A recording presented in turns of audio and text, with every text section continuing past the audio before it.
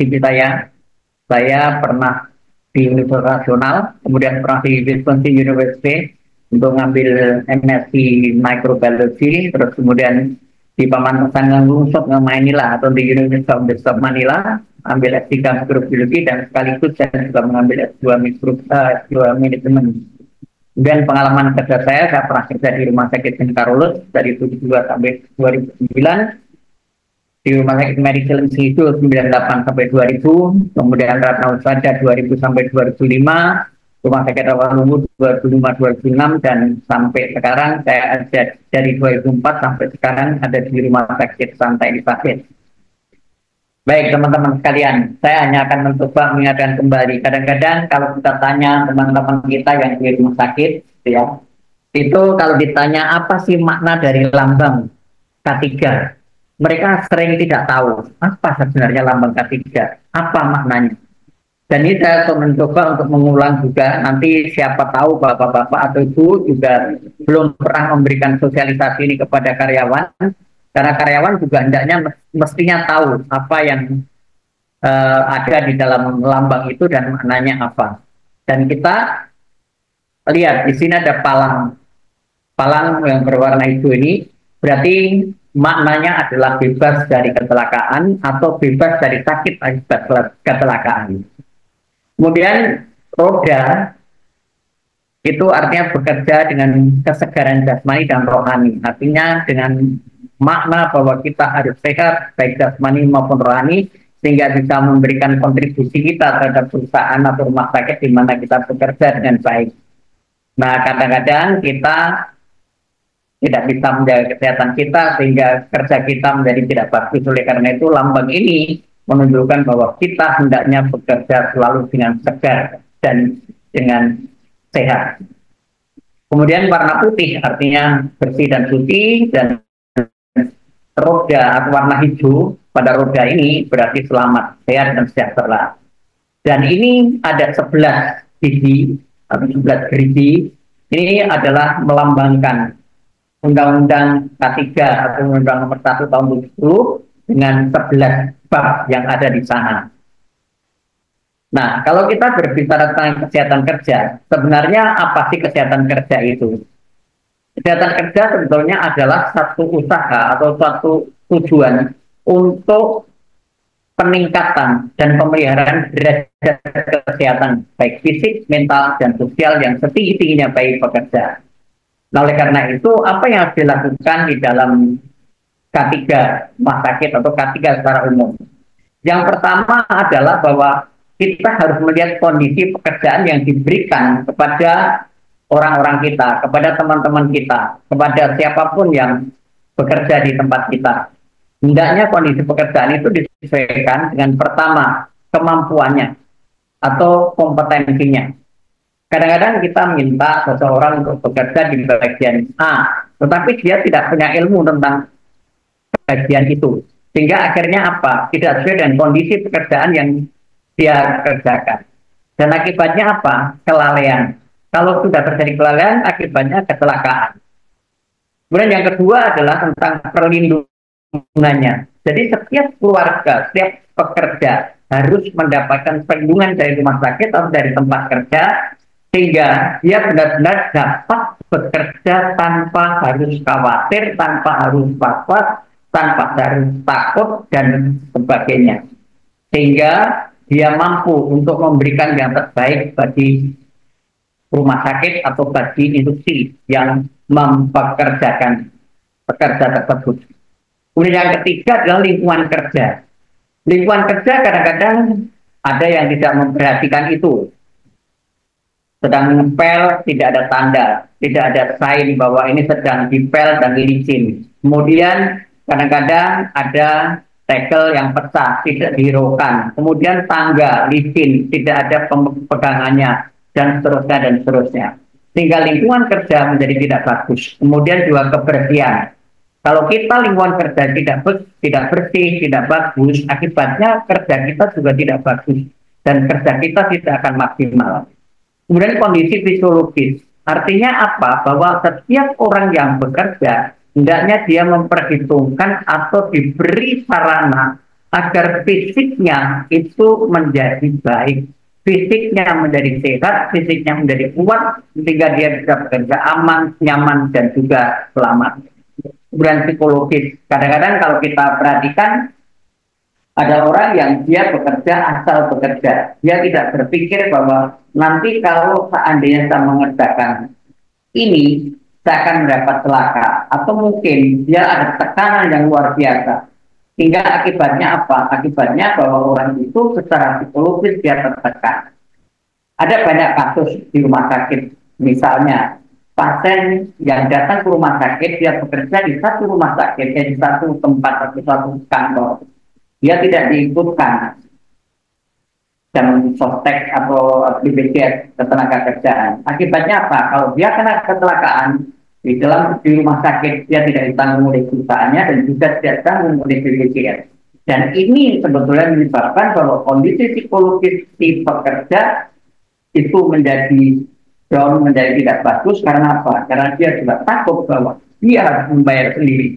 Dan rata-rata yang tidak dimasukkan di dalam BPJS ketenagakerjaan itu adalah orang-orang yang bekerja di bagian bawah, bagian yang tidak bagus. Kalau mereka yang di atas, mereka yang bekerja di kantoran sama di rumah sakit, semuanya masuk di dalam tenaga kerjaan, BPJS tenaga kerjaan.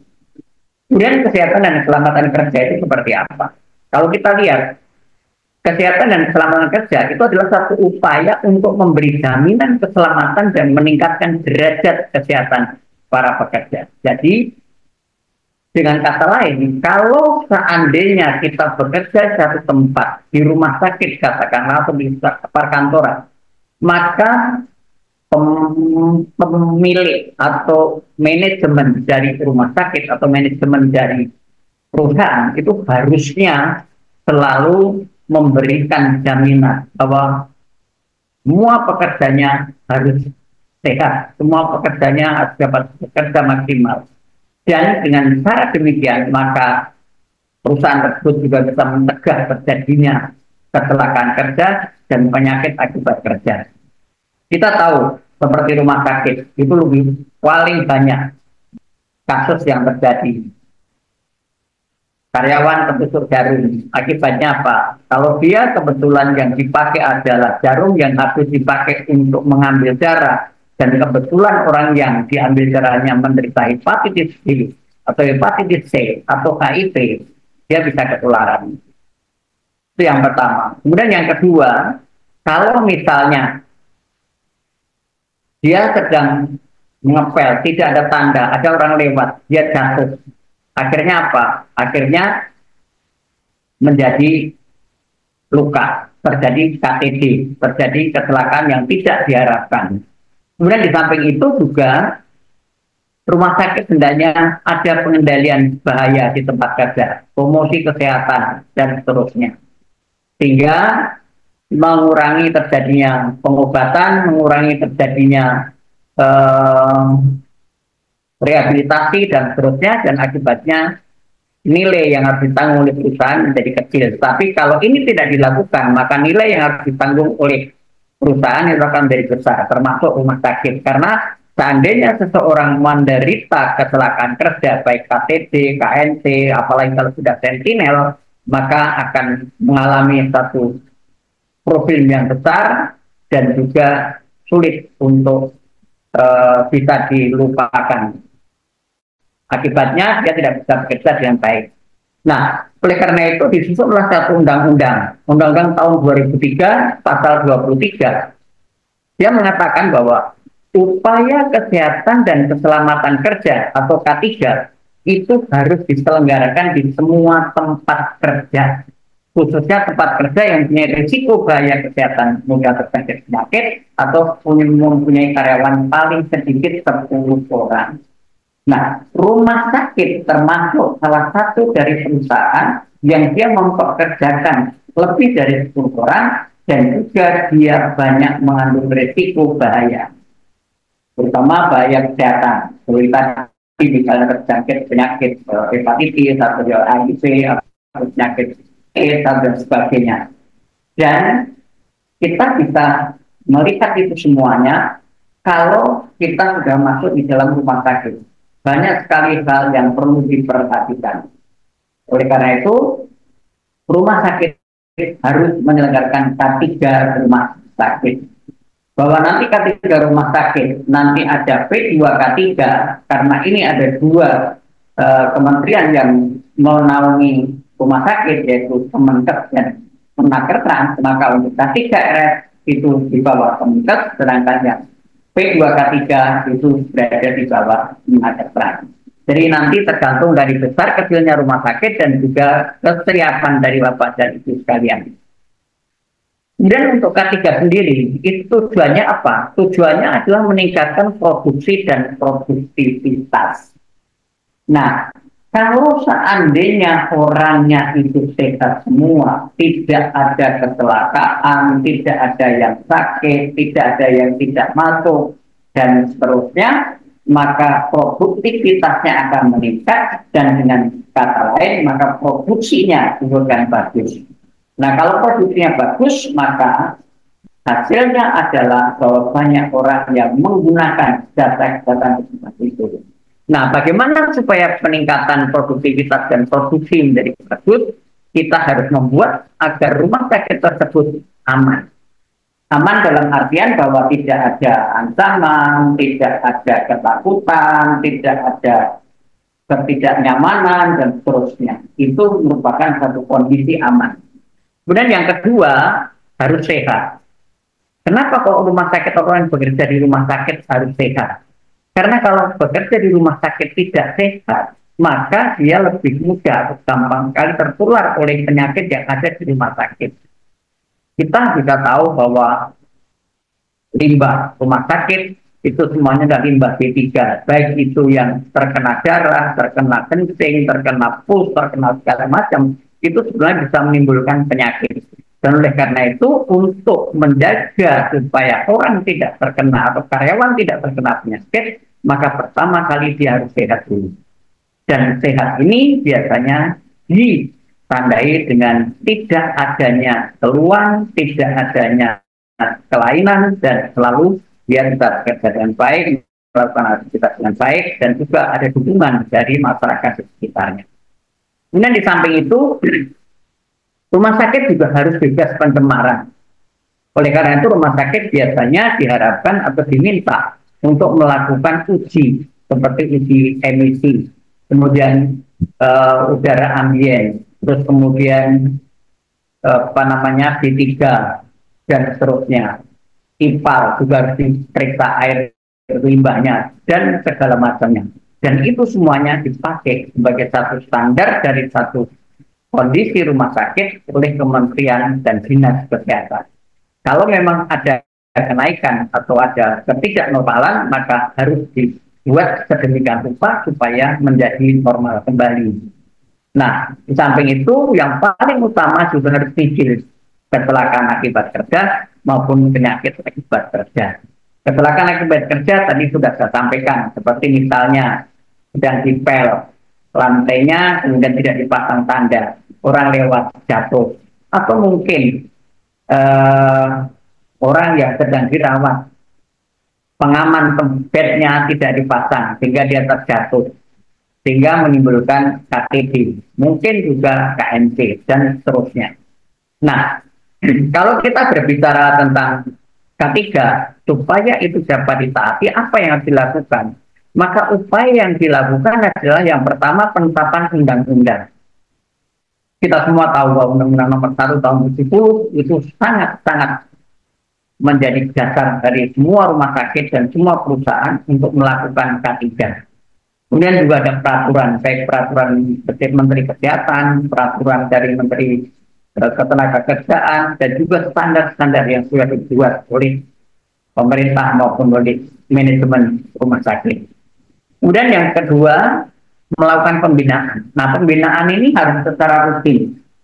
Seperti tadi saya katakan, mungkin di tempat kerja kita itu mereka tidak tahu makna dari lambang tadi. Nah, ini harus dibina. Kemudian mereka juga mungkin tidak tahu limbah apa yang harus ditaruh di limbah medis, limbah apa yang harus ditaruh di dalam limbah non medis, mereka juga harus diberikan pemahaman. Kemudian di samping pembinaan atau edukasi juga dilakukan pengawasan. Nah, pengawasan ini biasanya oleh pemerintah. Sifatnya adalah pengawasan baik dari dalam maupun dari luar, atau internal dan eksternal. Dari dalam selalu kami melakukan pemeriksaan, selalu kami melakukan controlling terhadap pekerja-pekerja kita, dan juga dari pemerintah selalu meminta untuk mengurus semua perizinan dan pemeriksaan. Dan ini hendaknya kita lakukan, dan saya yakin bahwa kita semua sudah melakukan itu, karena kalau tidak dan tidak mengikuti itu, pasti kita akan mendapatkan sanksi. Di samping itu penyuluhan-penyuluhan. Nah, ini dilakukan oleh institusi, baik itu internal, artinya dari orang-orang sendiri kita, maupun dari eksternal. Jadi, kalau seandainya ada yang internal, orang bisa memberikan penyuluhan sendiri, silahkan. Yang eksternal, kita bisa mengikuti penyuluhan yang dari luar. Rupanya ada yang bertanya?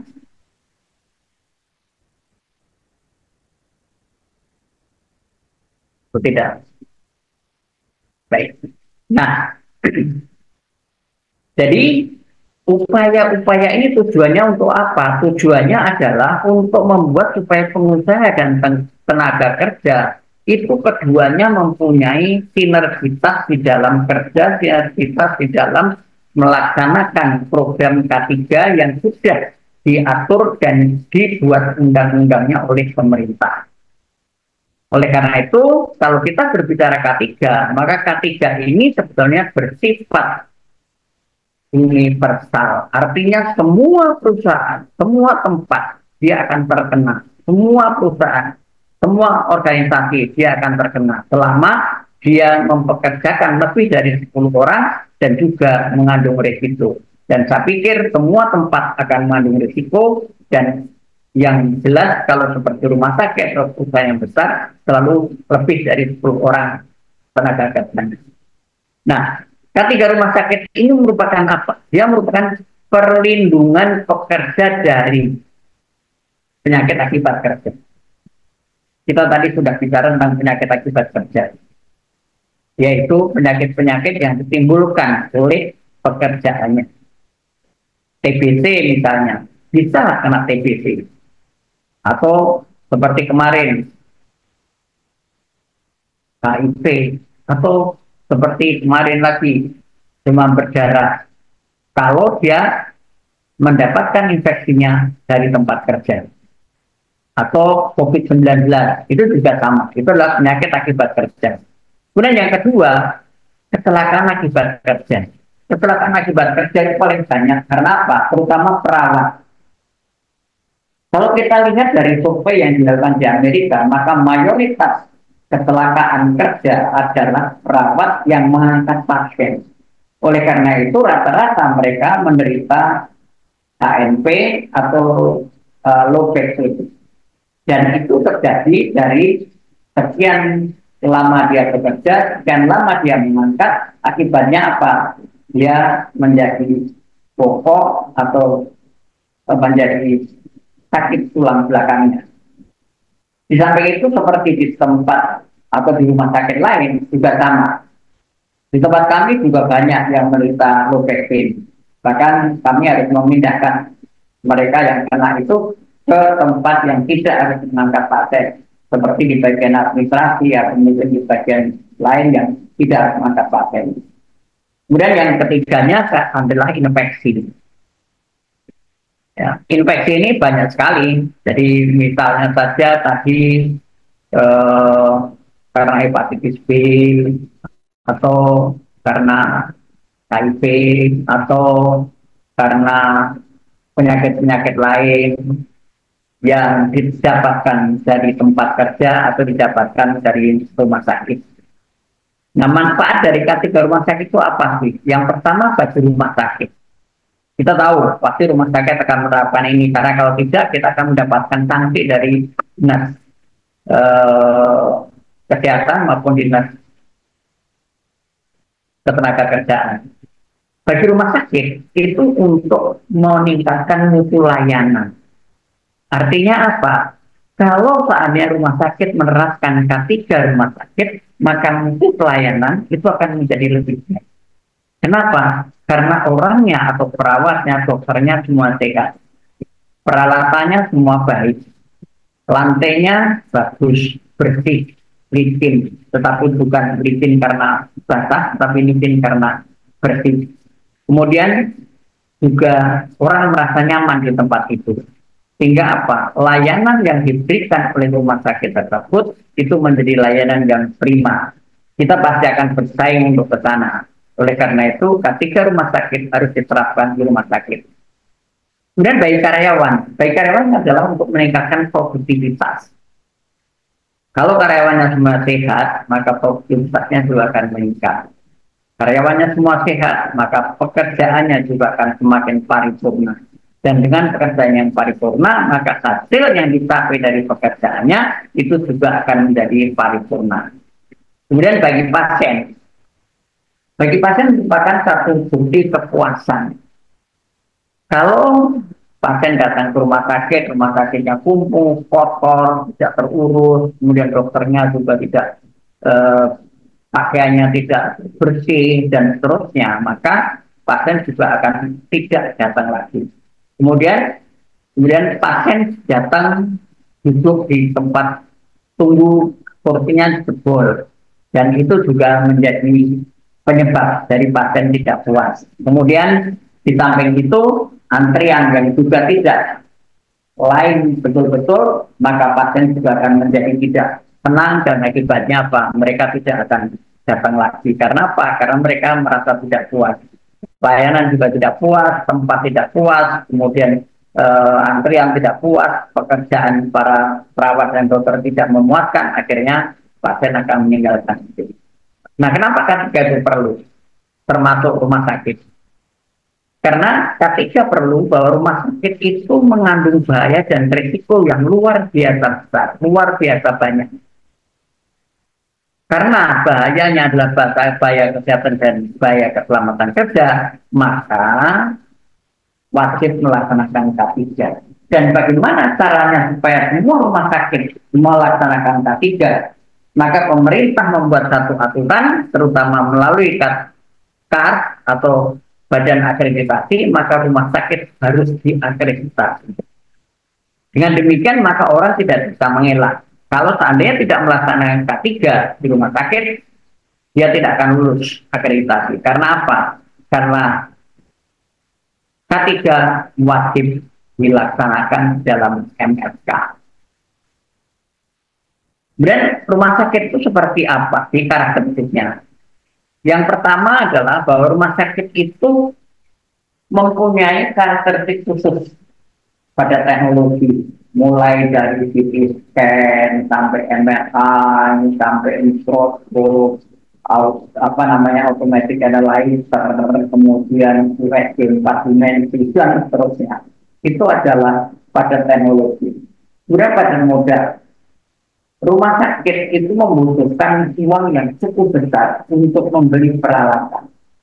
Kalau kita sekarang melihat bahwa peralatan yang begitu canggih selalu beredar di pasaran, maka kalau tidak membeli itu akibatnya apa? Kita tertinggal.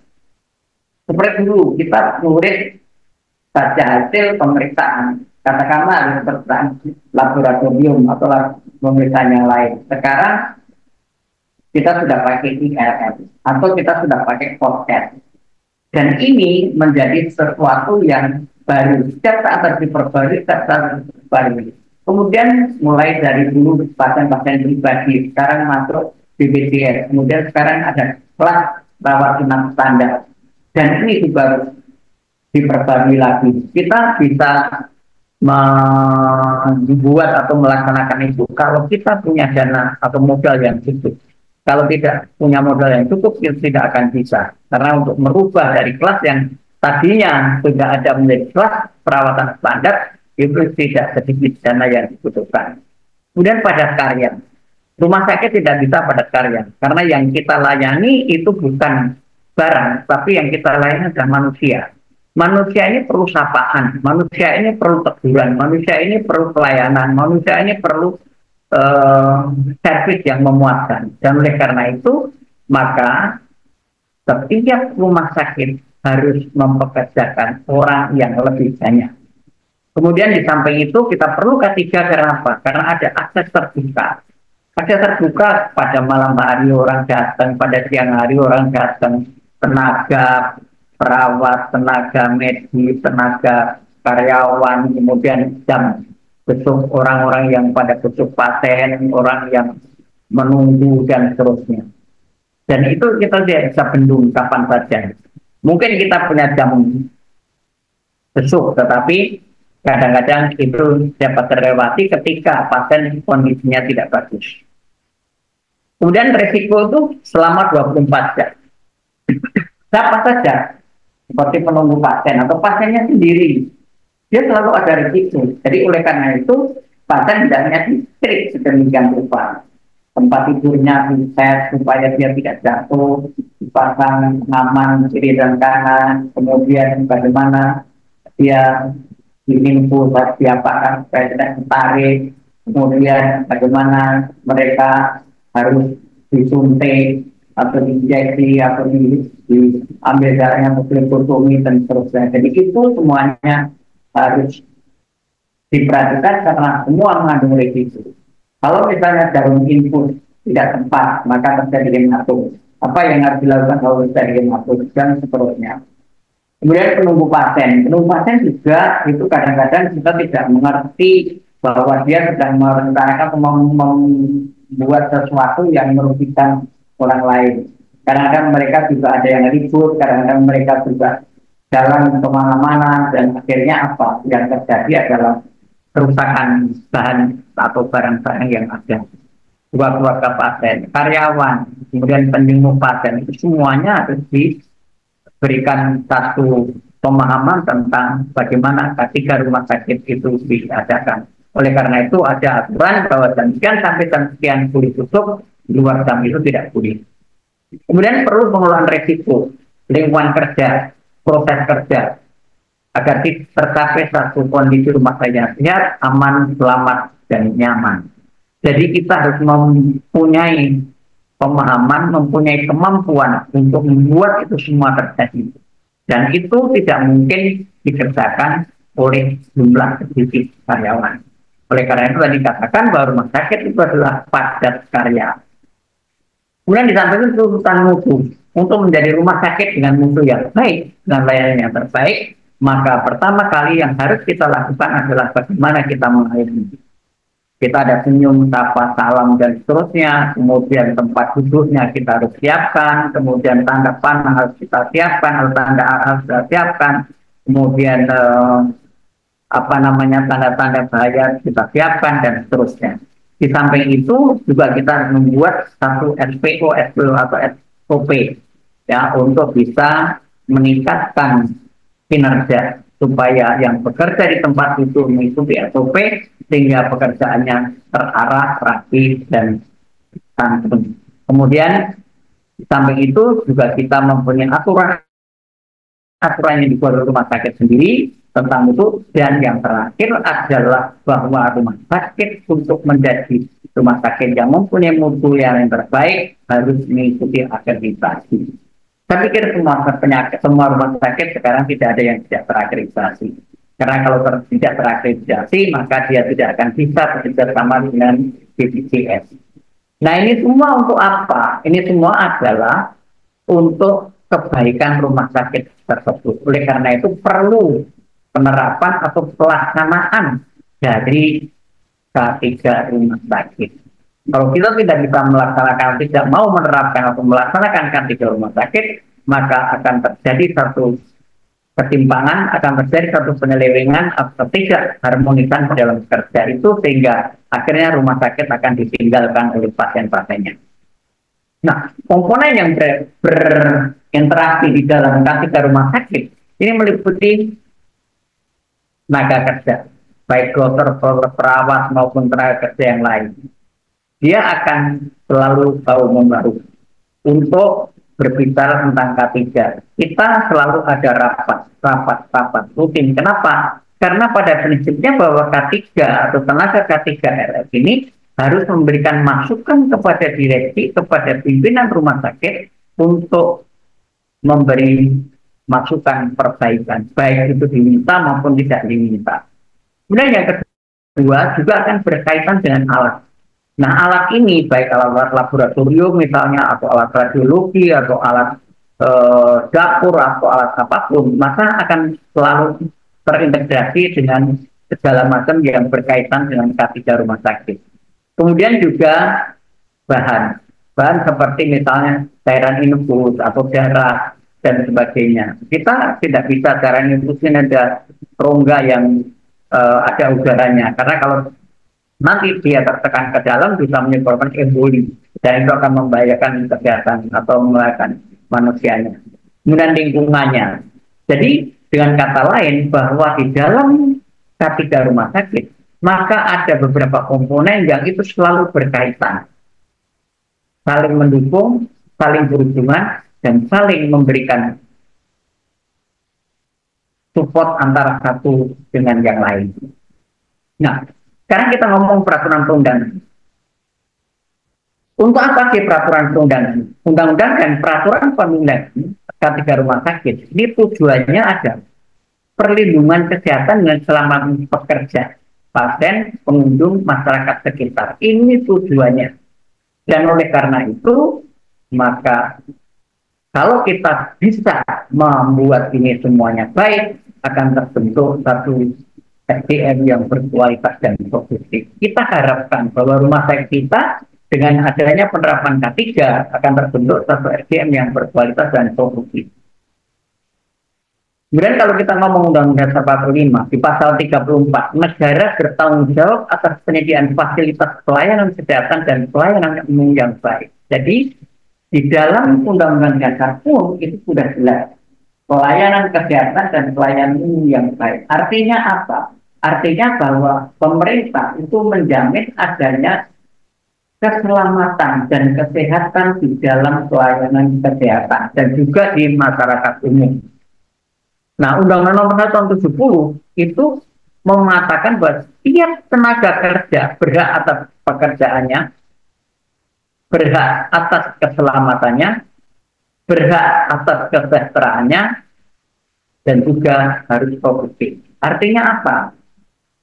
Kalau pekerja tidak mendapatkan pekerjaan yang sesuai atau tidak mendapatkan pekerjaan yang dia bisa kerjakan, maka pada negara pekerjaan itu tidak mengikuti aturan pada Undang-Undang Nomor 1 Tahun 2010. Kemudian keselamatan. Oleh karena itu, rumah sakit hendaknya menyediakan alat-alat atau menyediakan alat pelindung diri bagi karyawan. Karena kalau tidak, maka karyawan boleh menolak, tidak mau mengerjakan pekerjaan yang diberikan kalau tidak menggunakan atau tidak mendapatkan alat pelindung diri yang tersebut. Kemudian kesejahteraan, pasti. Kita tahu bahwa kalau kita sudah bekerja, maka kita berhak untuk mendapatkan imbalan atau mendapatkan kontribusi dari apa yang kita kerjakan. Kalau tidak, maka dia juga melanggar Undang-Undang Nomor 1 Tahun 2010. Dan yang terakhir adalah karena produktivitas. Karena orangnya itu bekerja dengan baik, maka akan menghasilkan satu produktivitas yang tinggi, dan akibatnya pekerjaannya juga akan baik, dan yang didapatkan oleh penyelenggara kerja adalah hasil yang baik pula.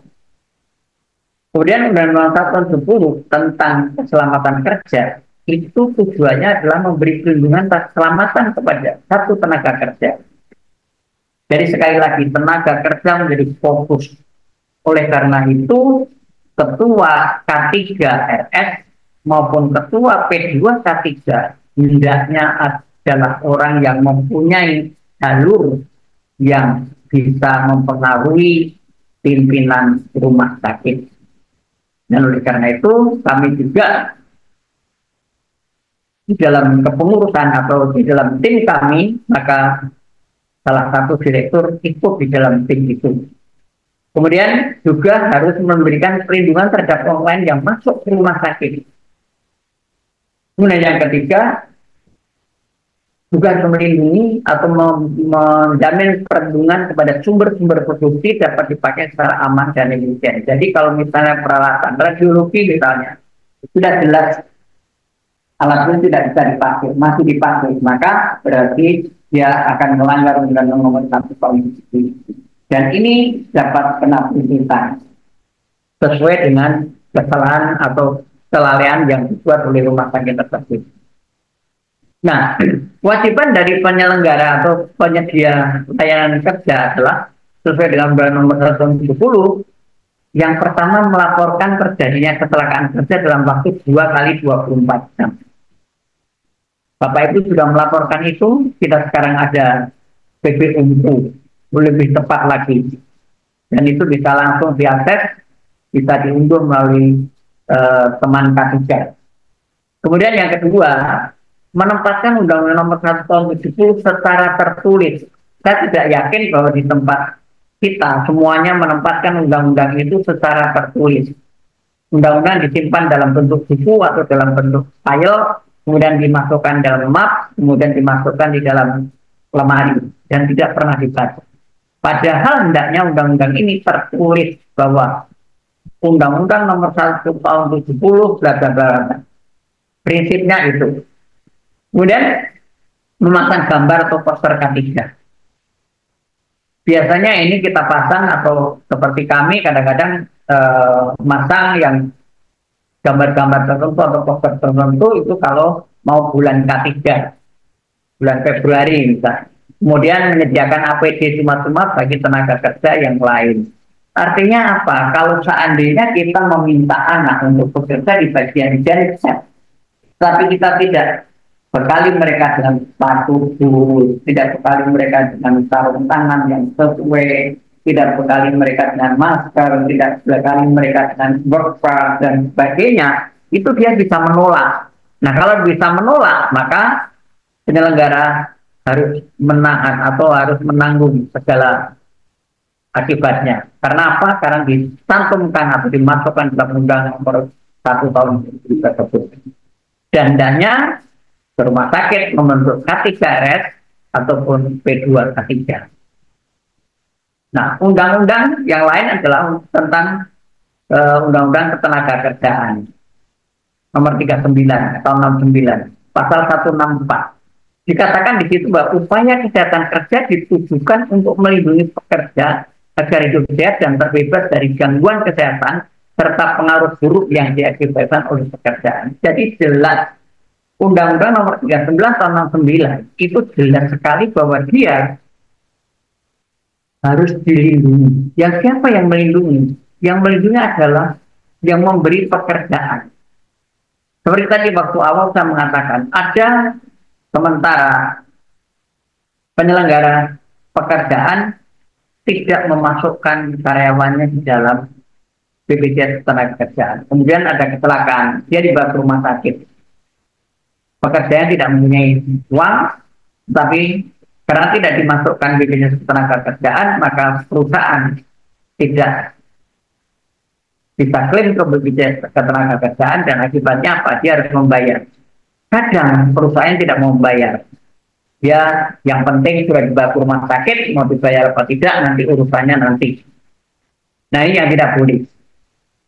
Kemudian undang-undang yang lain tentang tenaga kerjaan, tenaga kesehatan adalah tenaga kesehatan dalam menjalankan praktiknya berhak mendapat perlindungan hukum apabila yang syarat ya, apabila dia yang pertama sesuai dengan standar profesi. Jadi kalau dari dokter ya dokter, kalau dari perawat ya perawat, kalau dari tenaga kerja yang lain ya jadinya tenaga kerja yang lain. Jangan mengatakan oh saya ini kerjaan saya seperti ini, saya bisa kerja seperti ini, saya menjadi dokter padahal bukan dokter, nah dan seterusnya. Jadi itu tidak diperbolehkan. Kemudian sesuai dengan standar pelayanan profesi. Kadang-kadang perawat ya praktek di rumah. Itu tidak boleh sebenarnya kalau sesuai dengan Undang-Undang Praktek Kedokteran tahun 2009 UPK 29 itu sudah jelas dikatakan bahwa yang berhak atau boleh memberikan pengobatan hanyalah dokter, selain dokter nggak boleh. Kemudian standar prosedur operasional. Jadi kalau toh ini sudah sesuai, tapi standar prosedur operasional tidak dilakukan dan ternyata terjadi kesalahan atau terjadi kecelakaan, maka dia tetap akan dihukum atau akan mendapatkan hukuman. Tapi kalau semuanya dilakukan dengan baik, maka tidak akan ada hukuman apapun. Karena sesuai dengan prosedur, sesuai dengan standar profesi, sesuai dengan standar pelayanan, dan paling-paling hanya dipanggil sebagai satu saksi.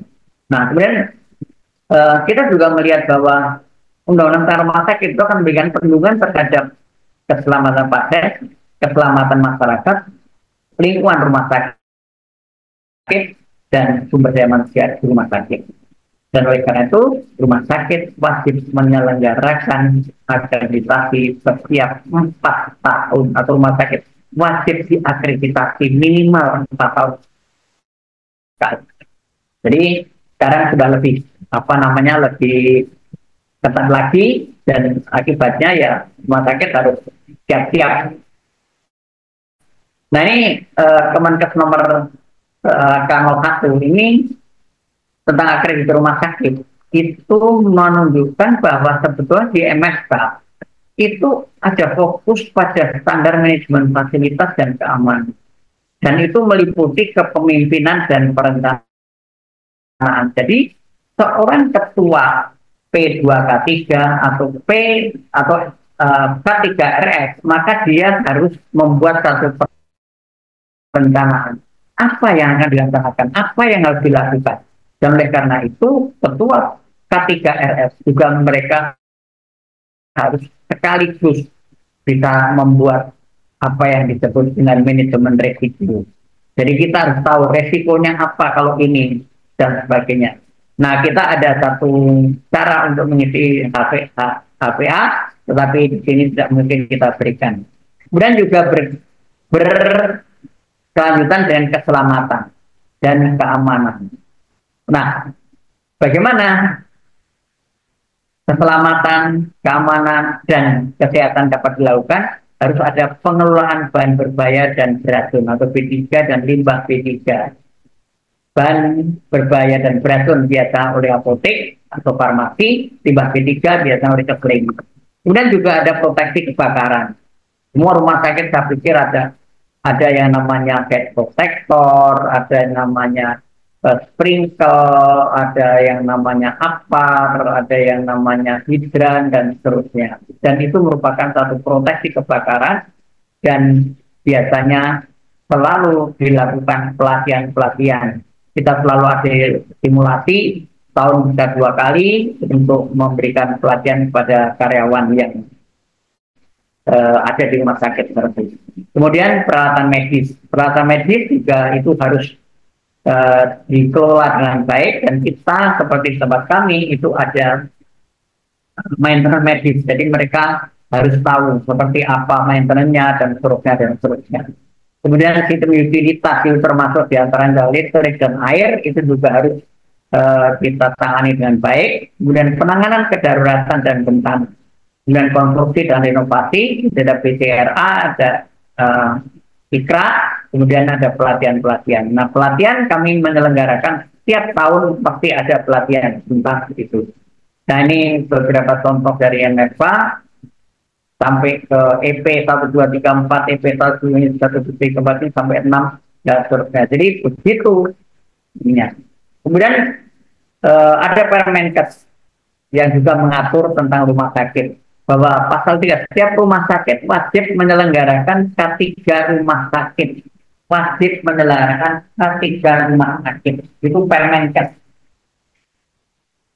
Kalau Permenkes tidak menekankan P2K3, tapi K3 rumah sakit. Oleh karena itu, kadang-kadang surveyor yang datang ke rumah sakit yang ditanyakan adalah K3 rumah sakit, bukan P2K3.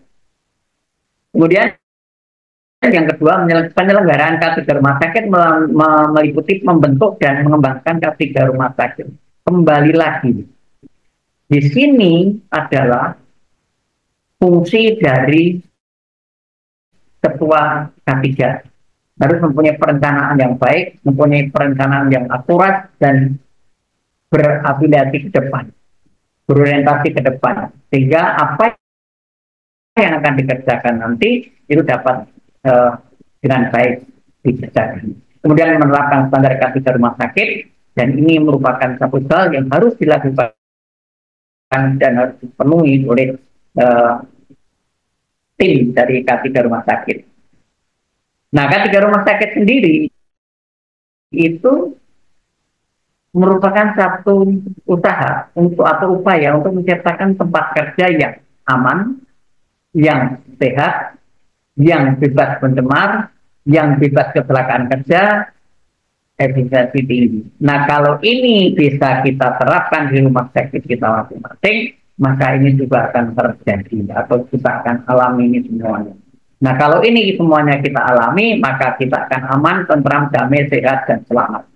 Sehingga yang terjadi adalah produktivitas kerja yang tinggi dari karyawannya. Potensi bahaya di rumah sakit apa sih? Luar biasa banyak. Mulai dari infeksi, luka bakar, infeksi mungkin ini di daerah-daerah yang berhubungan dengan seperti laboratorium dan sebagainya. Luka bakar ini bisa elektrosurgery atau elektropoter, dan ini pernah terjadi di satu rumah sakit, orang yang pakai elektropoter terbakar. Dan bahan korupsi ini biasanya ada di bagian laundry atau di bagian laboratorium. Radiasi jelas di bagian radiologi, bahan kimia laboratorium, gas anestesi OK, psikososial ini hubungan antar sesama. Kadang-kadang hubungan antar sesama itu juga tidak bagus. Ada rumah sakit atau ada tempat kerja yang dia ngeblok, ini grupnya ini grupnya ini grupnya ini, sehingga apa? Hubungan sosial menjadi tidak bagus, dan ini kita juga harus selesaikan. Kemudian ergonomi. Nah, kita juga harus berpikir bahwa kalau kita duduk di sini nanti terjadi apa? Banyak pengemudi yang kadang-kadang dia menjadi skoliosis, bengkok, tulang belakangnya. Karena apa? Karena tangan satu dia nyopir, kemudian tangan satu dia nempel di pintu, dan akibatnya apa? Terjadi skoliosis. Itu juga bisa terjadi. Nah, beberapa penyakit akibat kerja itu bisa karena biologi. Misalnya di laboratorium, dia menanam kuman, tidak pakai sarung tangan, kemudian dia makan di dalam laboratorium, akibatnya apa? Kuman ikut terpersik di dalam makanan, dan dia makan, akhirnya dia kena. Misalnya saja, Salmonella typhosa atau kuman yang menyebabkan penyakit tifus, dia bisa masuk dari situ. Kemudian kimia, ini seperti di laboratorium atau di tempat yang menggunakan bahan kimia, itu juga bisa kepersik, bisa dia terkena bahan kimia seperti misalnya sulfat dan HCl dan seterusnya, sehingga itu bisa menyebabkan kecelakaan. Kemudian fisika, misalnya terjadi kalau orang mau dimasukkan di dalam CT scan atau mungkin di dalam ronsen dan seterusnya, mau di ronsen, jadi dia terkena efek dari fisika. Kemudian ergonomi. Nah, kalau kita duduk miring seperti ini juga bisa mengalami kelainan pada tulang belakang. Dia dapat menyebabkan terjadinya skoliosis. Dan kalau dia nunduk terus atau di tengah terus bisa kyphosis atau lordosis. Nah, kemudian juga stres. Orang kalau kebanyakan kerja, orang kalau dari rumah tidak berpikir nanti yang mau saya kerjakan apa, kadang-kadang orangnya tidak berpikir, tidak jernih, dan akibatnya tidak tahu apa yang harus dikerjakan. Akibat dari itu semua akan menyebabkan terjadinya satu stres. Nah, kalau orang sudah stres, maka pekerjaannya tidak akan selesai dengan baik, dan akibatnya ya kita pasti tidak akan mendapatkan hasil yang baik juga. Kemudian keadaan darurat di rumah sakit, bisa kebakaran. Nah, untuk menjaga supaya kebakaran tidak terjadi, maka kita menggunakan APAR. Dan kita harus melatih APAR itu setiap saat atau setiap paling tidak 6 bulan sekali. Kita melatihan menggunakan APAR. Kemudian kita mengundang dari pemadam kebakaran, atau mungkin rumah sakit yang sudah punya pemadam kebakaran sendiri harus dilatih. Kita melatih menggunakan hidran, dan kita bisa mengukur berapa lama sih hidran itu habis. Apakah ketika air tandon yang untuk hidran habis, mobil pemadam kebakaran sudah sampai atau belum? Ini bisa diukur. Kemudian juga kita biasanya ada alarm, dan alarm ini memberikan tanda bahwa kalau itu berbunyi maka ada sesuatu yang berhubungan dengan kebakaran. Mungkin kita menggunakan sprinkler. Kalau ada panas di situ, kemudian sprinkler akan pecah dan air akan mancur ke bawah. Akibatnya diharapkan bahwa api yang ada mati. Kemudian juga smoke detector. Jadi kalau ada asap, dia akan berbunyi. Dan itu membuat kita menjadi lebih sigap, lebih siaga untuk melakukan itu. Kemudian kecelakaan. Kecelakaan itu yang paling sering tertusuk dan jatuh. Kita banyak sekali pasien-pasien yang kadang-kadang jatuh dari tempat tidur. Kemudian karyawannya sendiri, dia mengangkat pasien, tidak berpikir ergonomi. Dia membongkok, akhirnya tulang belakang yang terkena. Kemudian gangguan tenaga listrik misalnya, lalu tenaga air. Tenaga listrik itu kalau seandainya mati tanpa pemberitahuan dan kebetulan genset kita tidak bagus, dia tidak bisa menyala langsung. Nah, kalau itu sedang ada operasi, maka yang terjadi adalah matinya lampu operasi dan tidak bisa melanjutkan itu. Oleh karena itu, sekarang tidak ada lagi rumah sakit yang tidak menggunakan UPS dan juga samping UPS menggunakan genset. Kemudian air. Air ini kadang-kadang kalau air dari rumah sakit itu tidak dari PDAM, tapi dari air artesis, maka kadang-kadang kalau pompa artesis atau submersible pumpnya mati, airnya tidak keluar dan akibatnya rumah sakit harus kekurangan air. Maka ini perlu ada sumber air yang lain. Kemudian gangguan keamanan seperti huru-hara, pencurian, demonstrasi. Mungkin kita sering mendapatkan berita bahwa ada rumah sakit yang ada bayi dicuri dan seterusnya dan seterusnya. Kemudian bencana alam seperti gempa bumi, banjir, tumpahan, tanah longsor, kita nggak bisa memprediksi itu, tapi paling tidak kita bisa membuat HPA, Health Care Vulnerable Assessment. Jadi kira-kira akan terjadi apa tidak, prosentase kejadiannya akan seberapa, jadi kita bisa paling tidak memberikan atau mendapatkan gambaran tentang itu. Kemudian keadaan darurat di ruangan, misalnya kita selalu menggunakan code blue. Kita panggil code blue di mana, code blue di ruang ini, code blue di ruang ini. Jadi itu nanti petugas atau orang yang menjadi tim code blue, dia akan datang ke tempat itu untuk melakukan resusitasi. Sehingga diharapkan pasien yang mengalami henti jantung atau henti napas itu dapat kembali berfungsi. Lalu ketiga itu apa sih? Tenaga kerja dan orang lain di tempat kerja. Dan yang kedua, sumber produksi. Yang ketiga, proses produksi. Yang keempat, hasil produksi. Dan yang kelima adalah limbah produksi. Jadi, 5 hal ini harus selalu sinkron. Kalau tenaga kerja dan orang lain yang di tempat kerja itu baik, sehat karena dia melaksanakan 3, maka sumber produksi juga baik. Proses produksi juga baik, hasil produksi baik, dan timbang produksi juga minimal. Oleh karena itu di dalam semua pemeriksaan ada yang namanya pre-treatment, ada yang namanya pre-analitik, analitik, dan post-analitik. Jadi ada yang sebelum dilakukan analitik, yang kedua pada saat analitik, dan yang ketiga setelah analitik. Artinya menyiapkan bahan yang akan dipakai, kemudian melaksanakan pemeriksaan bahan yang ada, dan yang ketiganya memberikan atau menuliskan hasil.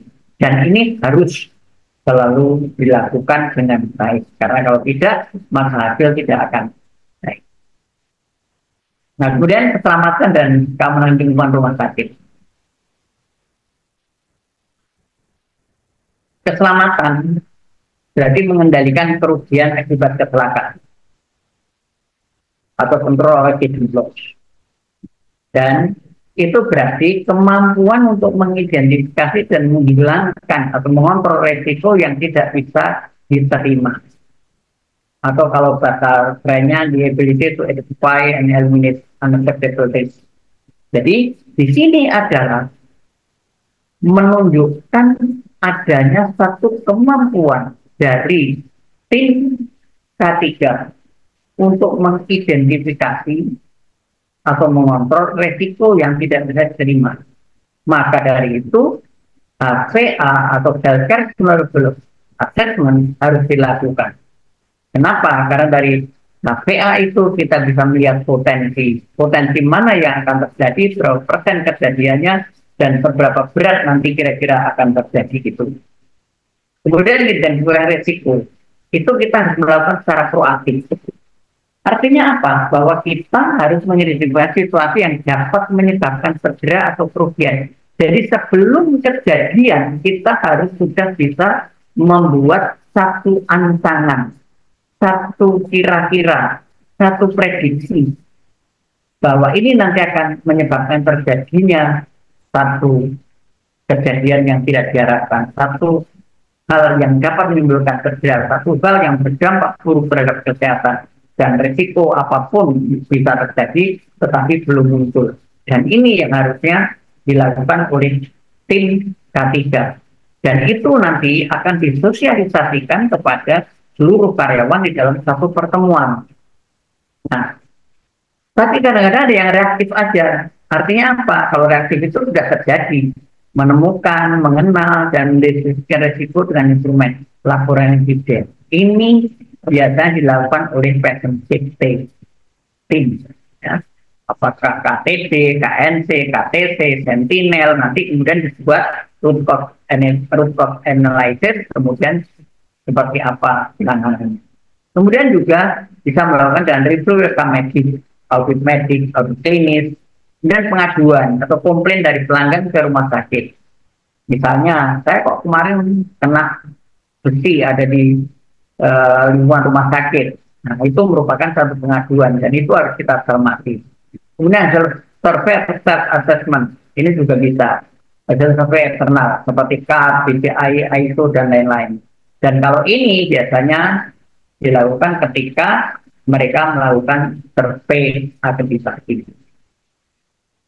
Dan identifikasi usul yang prinsip, kita bisa membedakan ada zona klinis pelayanan. Itu adalah area infeksius dan informasi tentang pasien.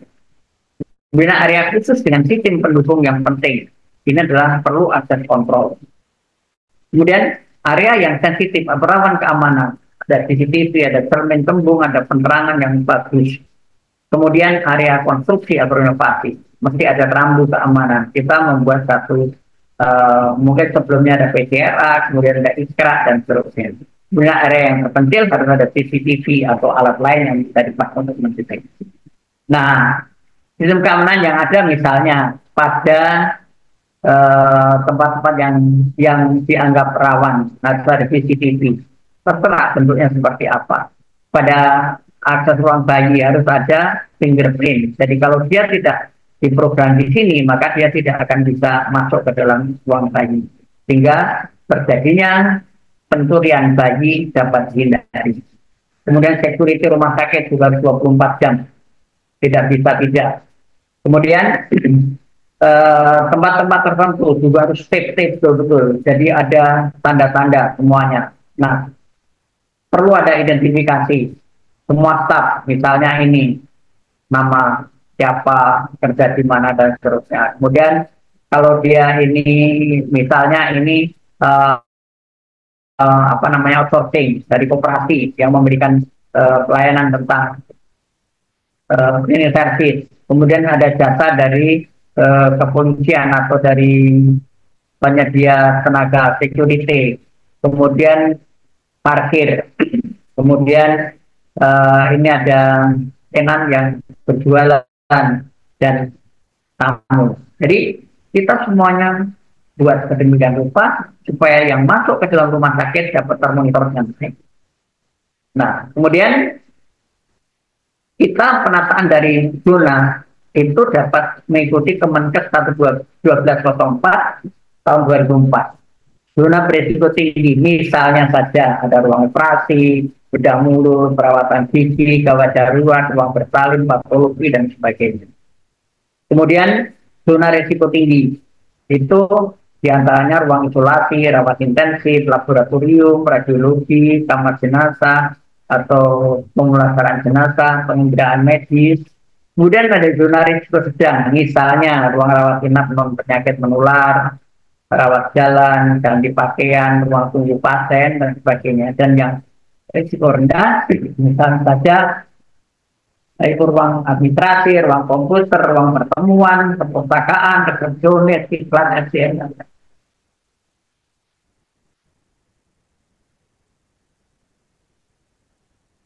Nah, pengertian kecelakaan itu apa sih? Artinya satu kejadian yang tidak juga tidak diinginkan, sifatnya mendadak, korbannya bisa manusia dan korban harus benda dan penyakit akibat kerja. Jadi itulah penyebab kecelakaan.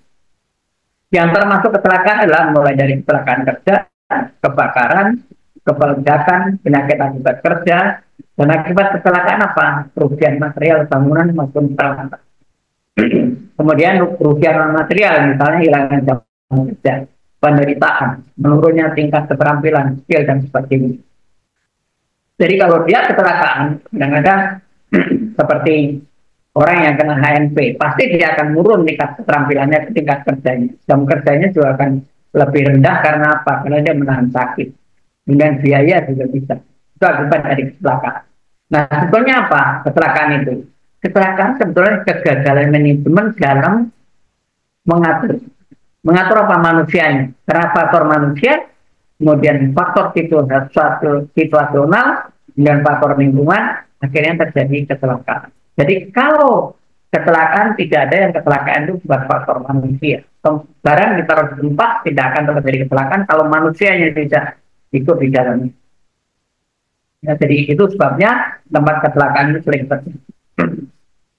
Nah, ketika diterapkan di mana? Di tempat kerja yang ada unsur manusianya atau unsur tenaga kerjanya, kemudian unsur usahanya, dan juga ada unsur sumber bahayanya. Kalau ada ketiga ini, maka harus ada K3 diterapkan. Siapa yang bertanggung jawab? Pemerintah. Pemerintah dalam hal ini, kenapa? Membuat undang-undang, memberikan pengawasan, memberikan pembinaan. Kalau sampai itu gagal, berarti pembinaannya tidak bagus, undang-undangnya perlu direvisi dan seterusnya. Dan pengusaha atau pengurus perusahaan. Pengusaha juga harus memberikan edukasi, memberikan peralatan untuk APD-nya, kemudian memberikan SPO atau SOP, kemudian mengajari. Nah, kalau kita ngajari orang, itu maka kita harus memberikan contoh dulu. Kita bekerja atau kita kerjakan, kemudian mereka suruh melihat. Setelah itu mereka mengerjakan, kita melihat. Setelah itu mereka mengerjakan, yang lain melihat dan seterusnya. Sehingga ini semuanya bisa berlanjut dan bisa terus-menerus terjadi. Kemudian juga tanggung jawab tenaga kerja. Nah, kalau tenaga kerjanya nggak bertanggung jawab, maka kecelakaan juga akan terjadi. Oleh karena itu, tenaga kerja juga menjadi tanggung jawab dan masyarakat juga kita libatkan untuk bertanggung jawab. Nah, polisi perusahaan dalam K3 itu apa? Komitmen manajemen. Jadi apapun yang akan dilakukan oleh tim K3 rumah sakit, kalau tidak ada komitmen manajemen, maka tidak akan terjadi pelaksanaan K3 dengan baik. Dan itu harus dituangkan di dalam bentuk pernyataan bersama. Di rumah sakit kami, semua sudah ditandatangani bersama, dan semuanya akan harus ikut itu. Kemudian tertulis dan tegas dari pimpinan perusahaan. SK, keputusan-keputusan, semuanya dibuat dengan baik, sehingga semua dapat dilaksanakan dengan baik pula. Nah, pemerintah kewajiban dan wewenangnya apa? Yang pertama melaksanakan secara umum K3. Jadi melihat apakah K3 dijalankan atau tidak. Berarti ada monitoring. Berarti ada pengawasan. Nah, berarti kalau begitu harus diawasi peraturan perundangan yang dilaksanakan di rumah sakit tersebut. Kalau dia tidak melaksanakan, maka kena sanksi. Dan sekarang sanksinya lumayan. Sanksi administratif bisa, sanksi pidana bisa. Nah, kewajiban pengurus apa? Melaksanakan semua ketentuan K3 di tempat kerja. Jadi apa yang sudah tercantum di dalam Undang-Undang Nomor 1 Tahun 2010 itu harus dilaksanakan. Karena apa? Karena di situ semuanya sudah tercantum seperti apa sebetulnya harus dilakukan di rumah sakit. Kemudian memeriksakan kesehatan tenaga kerja pada waktu awal dan periodik. Jadi di tempat kami setiap kali karyawan mau masuk dia sudah habis tes untuk psikologis, kemudian setelah itu ada wawancara, setelah itu ada tes kesehatan. Nah, tes kesehatan ini untuk melihat apakah dia sehat atau tidak. Kalau tidak sehat, walaupun sudah lulus tes psikologi maupun tes wawancara, maka dia tidak akan diterima. Karena itu merupakan satu dasar dari kita untuk membarier supaya kalau memang dia sakit, maka berubah. Kemudian melakukan pindahan tenaga kerja yang baru secara periodik terhadap semua pekerja. Yang baru diatur, dibuat, ini menurut begini. Makanya di tempat kami ada yang namanya orientasi khusus maupun orientasi umum. Dan itu melibatkan semua tenaga kerja yang baru maupun secara periodik kita berikan juga kepada mereka. Kemudian melaporkan setiap kejadian kecelakaan kerja kemana, ke pimpinan, dan nanti kalau perlu kita lapor dan harus lapor ke dinas tenaga kerja. Kemudian menyediakan bahan pembinaan seperti alat pengaman dan perlindungan. Jadi tidak bisa manajemen atau pengurus satu perusahaan itu diam tanpa ada apa-apa. Oleh karena itu berat memasukkan perusahaan sekarang karena dia menyelenggarakan K3 itu dengan baik. Nah, ini contoh formulir pelaporan keselamatan dan kesehatan kerja rumah sakit atau KSKRS. Jadi di situ ada nama rumah sakit, alamatnya di mana, kota di mana, provinsi mana, badan bulan pelaporannya bulan apa, misalnya Januari atau Maret atau Februari atau April. Jumlah SDM rumah sakit berapa? Kita harus tahu karyawan tetapnya berapa, karyawan kontrak atau outsourcing berapa. Jumlah SDM rumah sakit yang sakit. Ini yang memerlukan pelayanan kesehatan kerja. Artinya dia kecelakaan kerja atau penyakit akibat kerja atau penyakit yang didapatkan dari tempat kerja. Kemudian jumlah kasus penyakit umum. Jadi penyakit yang karena pekerjaannya dan ini penyakit umum. 5 kasus penyakit umum terbanyak pada SDM rumah sakit. Jadi kita harus membuat itu nomor 1 apa, nomor 2 apa, nomor 3 apa, nomor 4 apa, nomor 5 apa. Nah, ini nanti harus dilaporkan. Sekarang laporannya tidak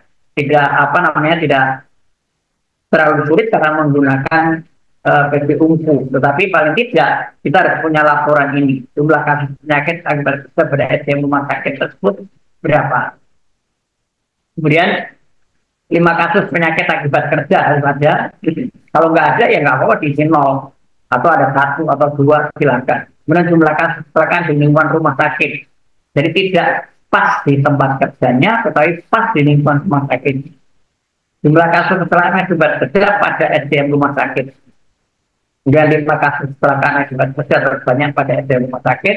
Jumlah SDM rumah sakit berapa yang absen karena sakit dan jumlah hari absen karena sakit pada SDM. Jadi kita bisa melihat ini seberapa besar sih waktu yang dibuang, yang terbuang karena mereka sakit. Itu bisa kita hitung. Tahunan karena rumah sakit, kelas rumah sakit, alamat, jumlah SDM, kotanya di mana, luas bangunannya berapa, promosinya berapa, di mana, bulan apa, kemudian manajemen resikonya ada atau tidak, identifikasi pola bayar di rumah sakit ada atau tidak, dokumen rencana pengendaliannya ada atau tidak, kemudian keselamatan dan keamanan, jumlah SDM-nya berapa, frekuensi jenis keterangannya berapa, pelayanan kesehatannya seperti apa, kemudian pemeriksaan SDM, dan seterusnya. Jadi ada laporan yang memang harus ditulis, seperti misalnya sprinkle ada berapa, apar ada berapa, hidran ada berapa, smoke detector ada berapa, head detector ada berapa, jumlah kebakaran berapa kali. Ini semuanya harus kita laporkan setiap tahun. Nah, kewajiban tenaga kerja apa? Mentaati semua ketentuan perundangan K3 harus. Kemudian yang kedua, memakai alat pelindung diri yang disediakan pengurus. Yang ketiga, memberi keterangan yang benar bila diminta pegawai pengawas. Ini biasanya dari dinas tenaga kerja. Dan ini harus dilakukan oleh tenaga kerja. Nah, tenaga kerja apa? Meminta pengurus agar semua syarat K3 dipenuhi. Yang kedua, menyatakan keberatan kerja pada pekerjaan dan syarat K3 tidak dipenuhi. Jadi bisa menolak kalau memang persyaratan K3 tidak dipenuhi. Mereka tidak wadah kerjasama antara unsur pimpinan perusahaan dan tenaga kerja dalam menangani masalah K3 di rumah sakit. Ini adalah K3S, jadi wadah. Nah, bentuknya seperti apa? Silakan.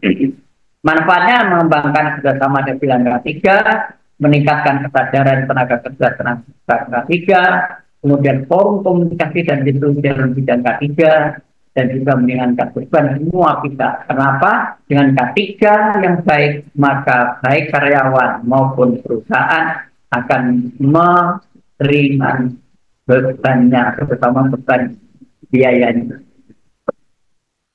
Dasar Perundang-Undangan 3, Pasal 10 ayat 1 dan 2 Undang-Undang Nomor 1 Tahun 2010. Kemudian Permen Nomor 378, Kepmen Nomor 125 82, Kepmen Nomor Kepmen Nomor 55 tahun 83, Kepmen Nomor 4 87, Kepmen Kes 66 Menkes 16 dan seterusnya banyak. Ya. Tugas pokok K3 apa? Memberi saran dan pertimbangan di bidang K3 kepada pengusaha atau direksi. Jadi mau diminta mau tidak diminta, maka orang-orang yang dulu di K3 selalu berpikir nanti kalau ini terjadi harus apa yang dilakukan.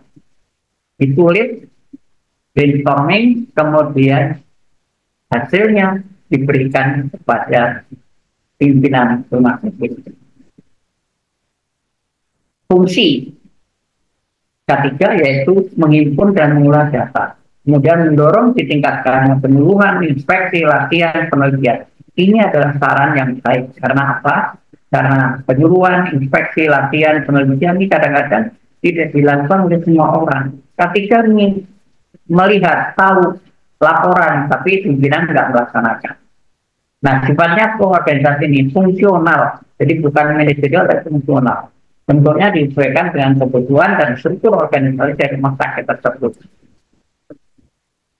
Keanggotanya siapa? Unsur pengusaha dan tenaga kerja, sifatnya tidak tetap.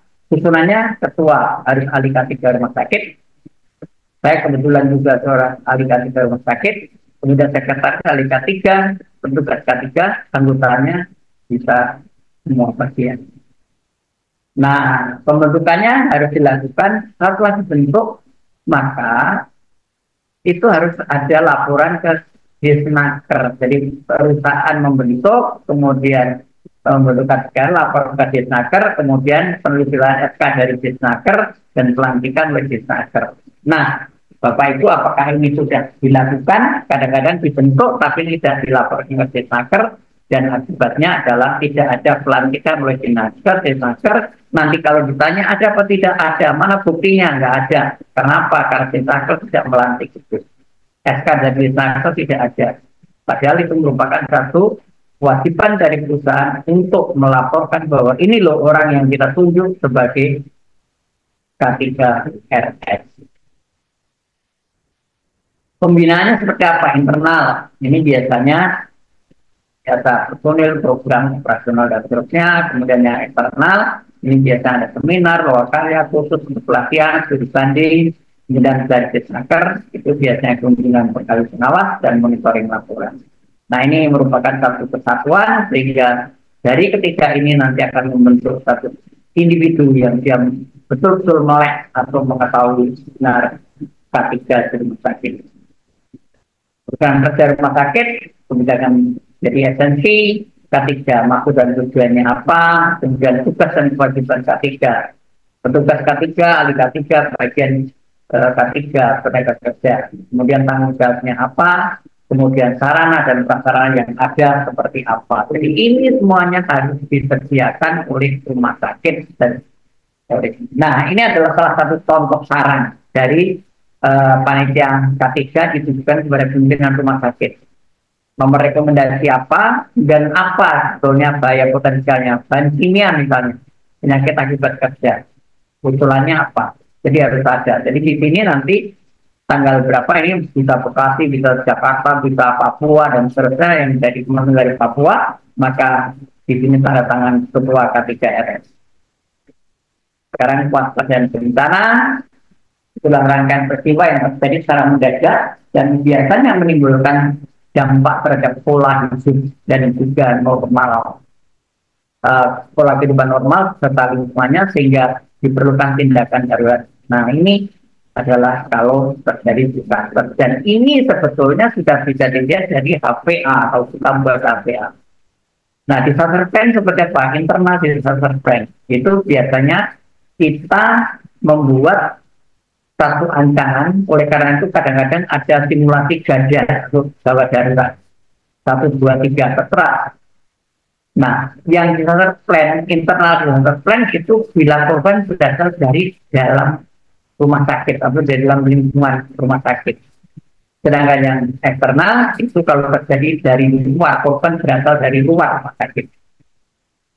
Pencegahan dan mitigasinya, kita di rumah sakit bisa apar, bisa sprinkle, bisa ventilator, bisa hidran, bisa berbagai cara lain.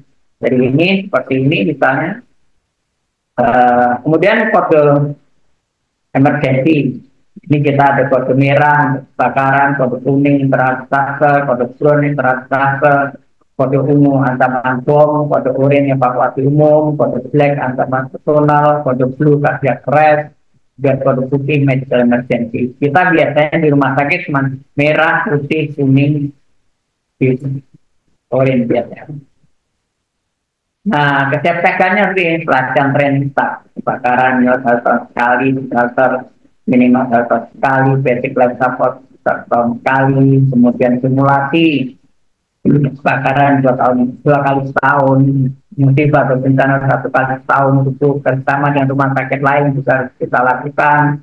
Kemudian bersama dengan rumah sakit rujukan juga kita harus lakukan, bersama dengan lintas sektoral, mulai dari kepolisian, dinas kesehatan, TNI, PMK, masyarakat ini berobat juga harus kita lakukan. Kemudian tanggap darurat tujuannya apa? Mengurangi jumlah korban. Yang kedua, membuat SPO penanganan bencana eksternal maupun internal. Kemudian untuk bencana internal, SPO diatur tersendiri. Dan kalau bencana itu tidak ketahuan dan potensi rumah sakit, wajib lapor ke posko. Ini ada ekstensinya, terserah mau ekstensi berapa. Kalau di kami ekstensi 300, jadi kalau ada ancaman ada segala macam larinya 300. Tapi itu kesepakatan, ancaman segala macam, jadi selalu pakai 300. Oleh karena itu silakan nanti Bapak dan Ibu membuat sendiri, misalnya mau ini dilaporkan ke ekstensi berapa, 100 silakan, 50 silakan, itu masing-masing ya. Dan bencana internal, tim disaster yang segera melakukan penilaian dan melakukan pertolongan pertama jika diperlukan. Jadi kalau ada disaster, maka kita siap dengan blue, red, dan sebagainya. Anggota tim emergency itu ada tanggung jawab, bagian atau ruangan, security, tim K3 rumah sakit saat jam kerja, atau dokter ruangan. Ini adalah anggota untuk penanganan bencana internal. Jadi akhirnya kita harus lapor ke komando. Dari setiap rumah sakit ada komando, harus ditunjukkan jenis ancamannya apa, tingkat keparahannya seperti apa, jumlah korbannya berapa, jumlah kerusakan hartanya berapa, dan seterusnya. Pusat komando menentukan tingkat siaga bencana rumah sakit. Kemudian setelah itu pusat komando dapat mengaktifkan kode oranye bila diperlukan. Kemudian yang eksternal, mengumumkan adanya bencana eksternal melalui paging atau melalui telepon, kode drone, mengaktifkan komite tanggap darurat atau emergency respon sebagai pusat komando, dan posko berkoordinasi pihak lain untuk kesiagaan rumah sakit. Dan biasanya rumah sakit hendaknya bisa, bila diperlukan, dapat mengirim 1 orang dokter, 1 orang perawat, 1 sopir, paling tidak. Kemudian posko menentukan tingkat siaga rumah sakit menghadapi bencana atau musibah masalah. Dan rehabilitasi dilakukan setelah fase tanggap darurat selesai, Kemudian fase ini melibatkan seluruh stakeholder rumah sakit, korporat, dan pemerintah tempat bila bencana merupakan satu kondisi force majeure yang didasarkan. Kesimpulan dari apa yang kita sampaikan pada teori hari ini, bahwa ketika rumah sakit merupakan sarana penunjang pelaksanaan kajian di rumah sakit, termasuk pencegahan bencana atau accident prevention. Saya pikir itu. Terima kasih, selamat berkarya. Baik, terima kasih Bapak Dr. F.X. Santoso untuk materinya. Baik, terima kasih Pak. Oke, baik, terima kasih Pak Dr. Santoso untuk materinya. Dan sebelum kita lanjut ke sesi tanya jawab, saya akan memberikan informasi terlebih dahulu untuk teman-teman semuanya. Sedikit untuk pemaparan informasi. Oke, nah sebelum kita lanjut ke sesi tanya jawab, ada beberapa informasi yang perlu teman-teman ketahui, yaitu yang pertama, absensi sebentar lagi akan saya kirimkan, dan pastikan teman-teman semuanya sudah memeriksa ya untuk aplikasi Mika Super App K3-nya sudah platinum atau masih silver. Nah, kalau masih silver, silahkan teman-teman untuk bisa klik tombol atau klik menu gemboknya, nanti langsung bisa teman-teman upgrade ya menjadi platinum. Oke, baik. Nah, selanjutnya untuk teman-teman semuanya pastikan juga sudah mensubscribe channel YouTube-nya Kak Cik Deni, karena untuk channel YouTube Kak Cik Deni kita juga akan berikan nih untuk rekaman-rekamannya di channel YouTube-nya Kak Cik Deni, kita akan upload termasuk untuk rekaman webinar hari ini bersama Bapak Dr. F.X. Santoso. Nah, kemudian ada informasi apa lagi? Yang pertama terkait dengan perpanjangan lisensi, silakan teman-teman yang punya sertifikat dan juga lisensi ya, pastikan sudah memperpanjangnya sebelum expire lebih dari 1 tahun. Kalau sudah 1 tahun, maka wajib di refreshment ulang ya. Nah, kemudian untuk teman-teman semuanya yang ingin terjun ke dunia K3, silahkan bisa ikut yang ahli K3 umum Kemenaker RI. Di sini kita akan laksanakan secara online training. Dan kalau misalkan teman-teman, saya pengen yang offline. Nah, kita juga ada nih jadwal yang offline di tanggal 3 Juni, bulan Juni, ini full online, full offline ya di Jakarta Barat.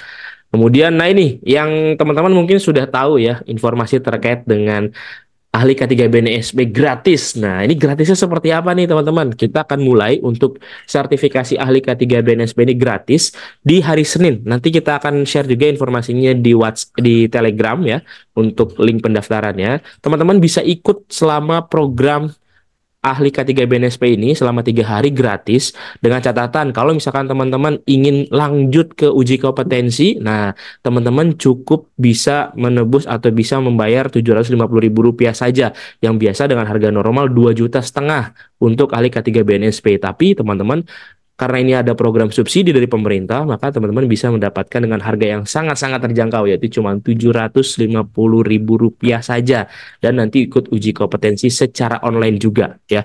Tapi kalau teman-teman, saya nggak mau, nanti dulu deh untuk uji kompetensinya, silahkan bisa ikut saja materinya di ahli K3 BNSP hari Senin malam ya, jam 19 sampai dengan 21.00. Kita berikan gratis open house ya untuk materi ahli K3 BNSP ini. Silakan teman-teman bisa hubungi saya nanti untuk terkait informasi ahli K3 BNSP ini. Nah, kemudian kalau teman-teman sudah punya ahli K3 umum dan ingin lanjut ke auditor, silakan bisa ikut yang auditor SMK 3, kita akan running bulan Juni.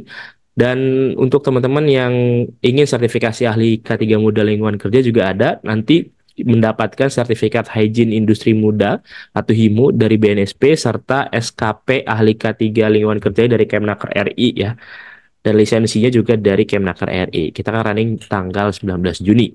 Nah, kemudian untuk teman-teman yang bekerja di kelistrikan bisa ikut teknisi K3 listrik dengan pendidikannya SMA. Tapi kalau teman-teman yang pendidikannya D3 atau S1, silakan bisa ikut yang ahli K3 listrik. Ini bisa digunakan untuk ikut-ikut tender di perusahaannya ya. Dan teman-teman, ini kita laksanakan secara offline training kalau untuk yang ahli K3 listrik.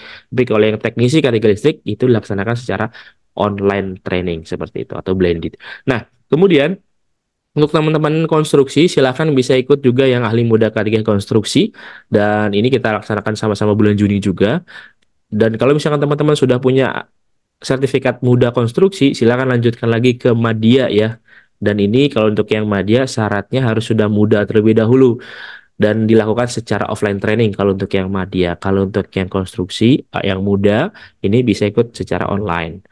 Nah, atau kalau teman-teman semuanya yang mengawasi peranca ya, silakan bisa ikut supervisor peranca. Tapi kalau teman-teman yang memasang dan juga membongkar peranca, silakan bisa ikut yang teknisi K3 peranca. Kita juga masih ada harga early bird-nya ya, masih sampai tanggal 4 dan juga 5 Juni. Nah, kemudian kalau teman-teman masuk ke dalam tim tanggap darurat, di sini di Mediatama juga ada untuk petugas kebakaran kelas D. Nah, di sini kita laksanakan secara blended training, harganya di 3 jutaan saja, teman-teman. Masih ada harga, oh harga early bird-nya sudah lewat ya.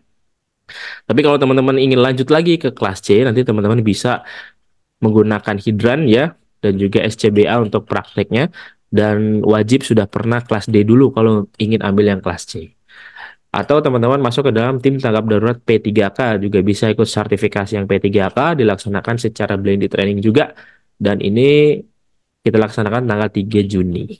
Atau teman-teman yang bekerja di ketinggian, kalau misalkan bekerja di ketinggiannya bergelantungan di atas tali, teman-teman bisa ikut yang TKPK tingkat 1. Tapi kalau teman-teman di atas peranca, di bangunan tinggi, silakan bisa ikut yang TKBT tingkat 2 ya. Ini kita laksanakan di minggu depan untuk yang TKBT. Oke, selanjutnya untuk teman-teman forklift yang CEO-nya mungkin sudah expire atau bahkan palsu ya. Nah, pastikan teman-teman jangan sampai palsu untuk CEO forkliftnya.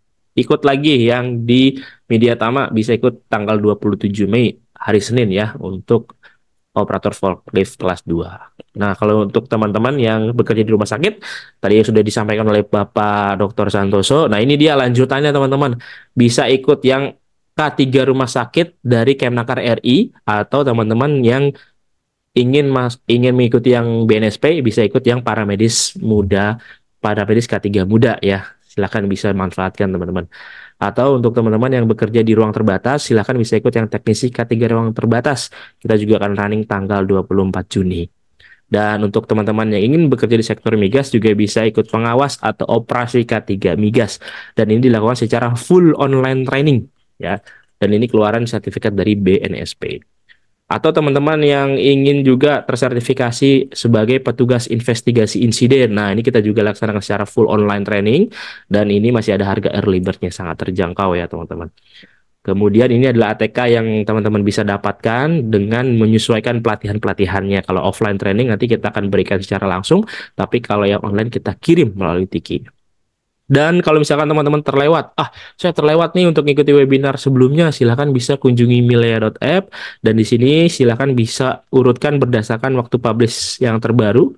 Lalu nanti seperti yang Sabtu lalu ya, di sini untuk awareness-nya juga teman-teman bisa ikut yang awareness SMS ya untuk di Milea ini. Nah, nanti kelebihannya teman-teman bisa mendapatkan modul dan juga rekaman eksklusifnya seperti itu. Atau teman-teman yang sedang mencari kerja, silahkan buka mediatama.co.id. Lalu di sini ada ratusan lowongan pekerjaan setiap harinya yang update. Silahkan bisa langsung masukkan CV-nya. Tapi kalau belum punya, silahkan bisa buat dulu CV-nya di aplikasi Mika ya. Tinggal pilih aja template-nya, isi biodatanya, langsung bisa teman-teman download ya. Dan ini gratis ya, belum ada bayar ya.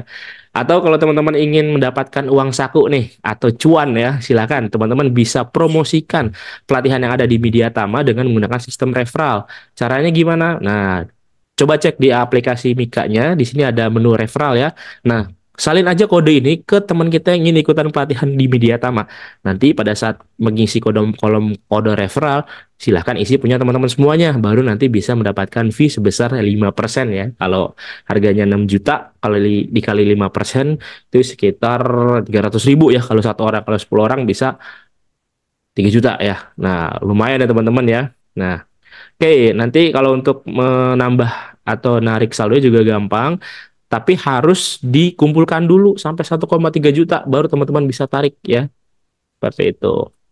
Nah, kalau ada informasi lebih lanjut silakan hubungi WhatsApp tim kami ya, ada Pak Beni, Mbak Risma, Mbak Soka, Mbak Amanda, dan juga silahkan follow akun sosial media kami di @mediatama di Instagram, Facebook Tama Mediatama Sertifikasi. Jangan lupa untuk subscribe channel YouTube-nya Kak Cideni serta follow akun TikTok-nya Kak Cideni. Atau kalau ingin teman-teman kerjasama sebagai sponsor, hubungi juga nomor yang tertera di depan layar. Atau untuk teman-teman yang ingin sharing ilmu seperti Bapak Dr. Santoso hari ini, silakan bisa hubungi nomor saya di depan layar ini. Nanti bisa mengajukan diri untuk menjadi pembicara. Oke. Pak Dr. Santoso, ini sudah banyak yang bertanya ya. Kita akan bahas satu persatu. Oke, Baik. yang pertama saya cek dulu ya untuk teman-teman yang bertanya. Kalau misalkan masih ada namanya, silakan nanti kita akan jawab. Kalau misalkan belum ada, kita akan tidak jawab ya. Yang pertama nih dari Bapak Slamet Rinaldi. Oke, upaya kesehatan dan keselamatan di tempat kerja harus diselenggarakan di tempat kerja nih Pak. Nah, yang ingin ditanyakan adalah apakah di tempat kerja harus memiliki ruang krisis room atau ruang P3K dan regulasinya itu apa? Silakan Pak. Ya, baik. Jadi tergantung dari jumlah karyawannya. Semakin banyak karyawannya, tidak saja hanya menyelenggarakan ruangan untuk P3K, tetapi di situ harus disediakan dokter dan perawat yang bersertifikasi Hiperkes minimal. Perawat juga Hiperkes, dokternya juga Hiperkes, karena ketentuan dari pemerintah sesuai dengan undang-undang dan sesuai dengan apa yang disarankan oleh SMK 3, maka semua orang yang memeriksa karyawan harus bersertifikasi Hiperkes. Itu yang pertama. Jadi tergantung jumlahnya. Kalau jumlahnya sudah lebih dari 150 orang, harus ada dokternya di situ. Minimal 1 kali dalam seminggu. Kalau sudah 250, 2 kali seminggu. Itu harus ada. Dan itu harus disediakan tempat untuk pemeriksaan. Dan juga disediakan perawatnya. Nah, regulasinya apa? Regulasi yang bisa dianut atau yang bisa dilihat, yang bisa diikuti adalah Undang-Undang Nomor 3 Tahun 1969. Itu tercantum. Kemudian Undang-Undang Nomor 1 Tahun 1970 dan juga Permenkes Nomor 03 Tahun 1982. Jadi 3 itu saja itu bisa nanti Pak Slamet Rinaldi coba dibuka, dibaca, nanti bisa dipakai sebagai satu panduan, satu dasar untuk membuat tempat itu. P3K kalau jumlahnya sedikit cukup dengan ruangan P3K dan harus ada yang tahu sebetulnya, ada ikut pelatihan P3K. Seperti ada satu perusahaan, dia kebetulan minta kami untuk melatih karyawannya, tetapi ya kendalanya apa? Karena karyawan begitu masuk P3K, ada orang yang kecelakaan kerja, ada yang berdarah-darah, ada yang ketabrak mobil dan sebagainya. Dia bukan ikut di situ, tapi dia ngumpet di tempat lain. Dan akhirnya ya nggak bisa memenuhi itu. Jadi dua undang-undang tadi, Undang Nomor 3 Tahun 69, Undang-Undang Nomor 1 Tahun 70, dan Permenaker Trans Nomor 03 Tahun 1982, Bapak bisa pakai sebagai satu dasar untuk mengajukan upaya adanya poliklinik atau adanya ruang krisis room atau ruang P3K kepada pemilik atau pengusahanya. Gitu Pak Slamet Riyadi. Oke, baik. Seperti itu ya Pak Slamet Rinaldi. Oke, kita lanjut nih dari Ibu Ilmiatus Solihah terkait dengan penyakit akibat kerja nih Pak. Kadang susah menentukan apakah penyakit yang diderita karyawan, contohnya TBC atau HIV, ini akibat kerja atau faktor dari lingkungan kerjanya. Nah, sebaiknya sebagai seorang K3 itu harus seperti apa nih Pak? Mungkin kalau di bidang rumah sakit, nah itu kan lumayan tuh ya terpaparnya itu Pak. Nah, itu seperti apa Pak?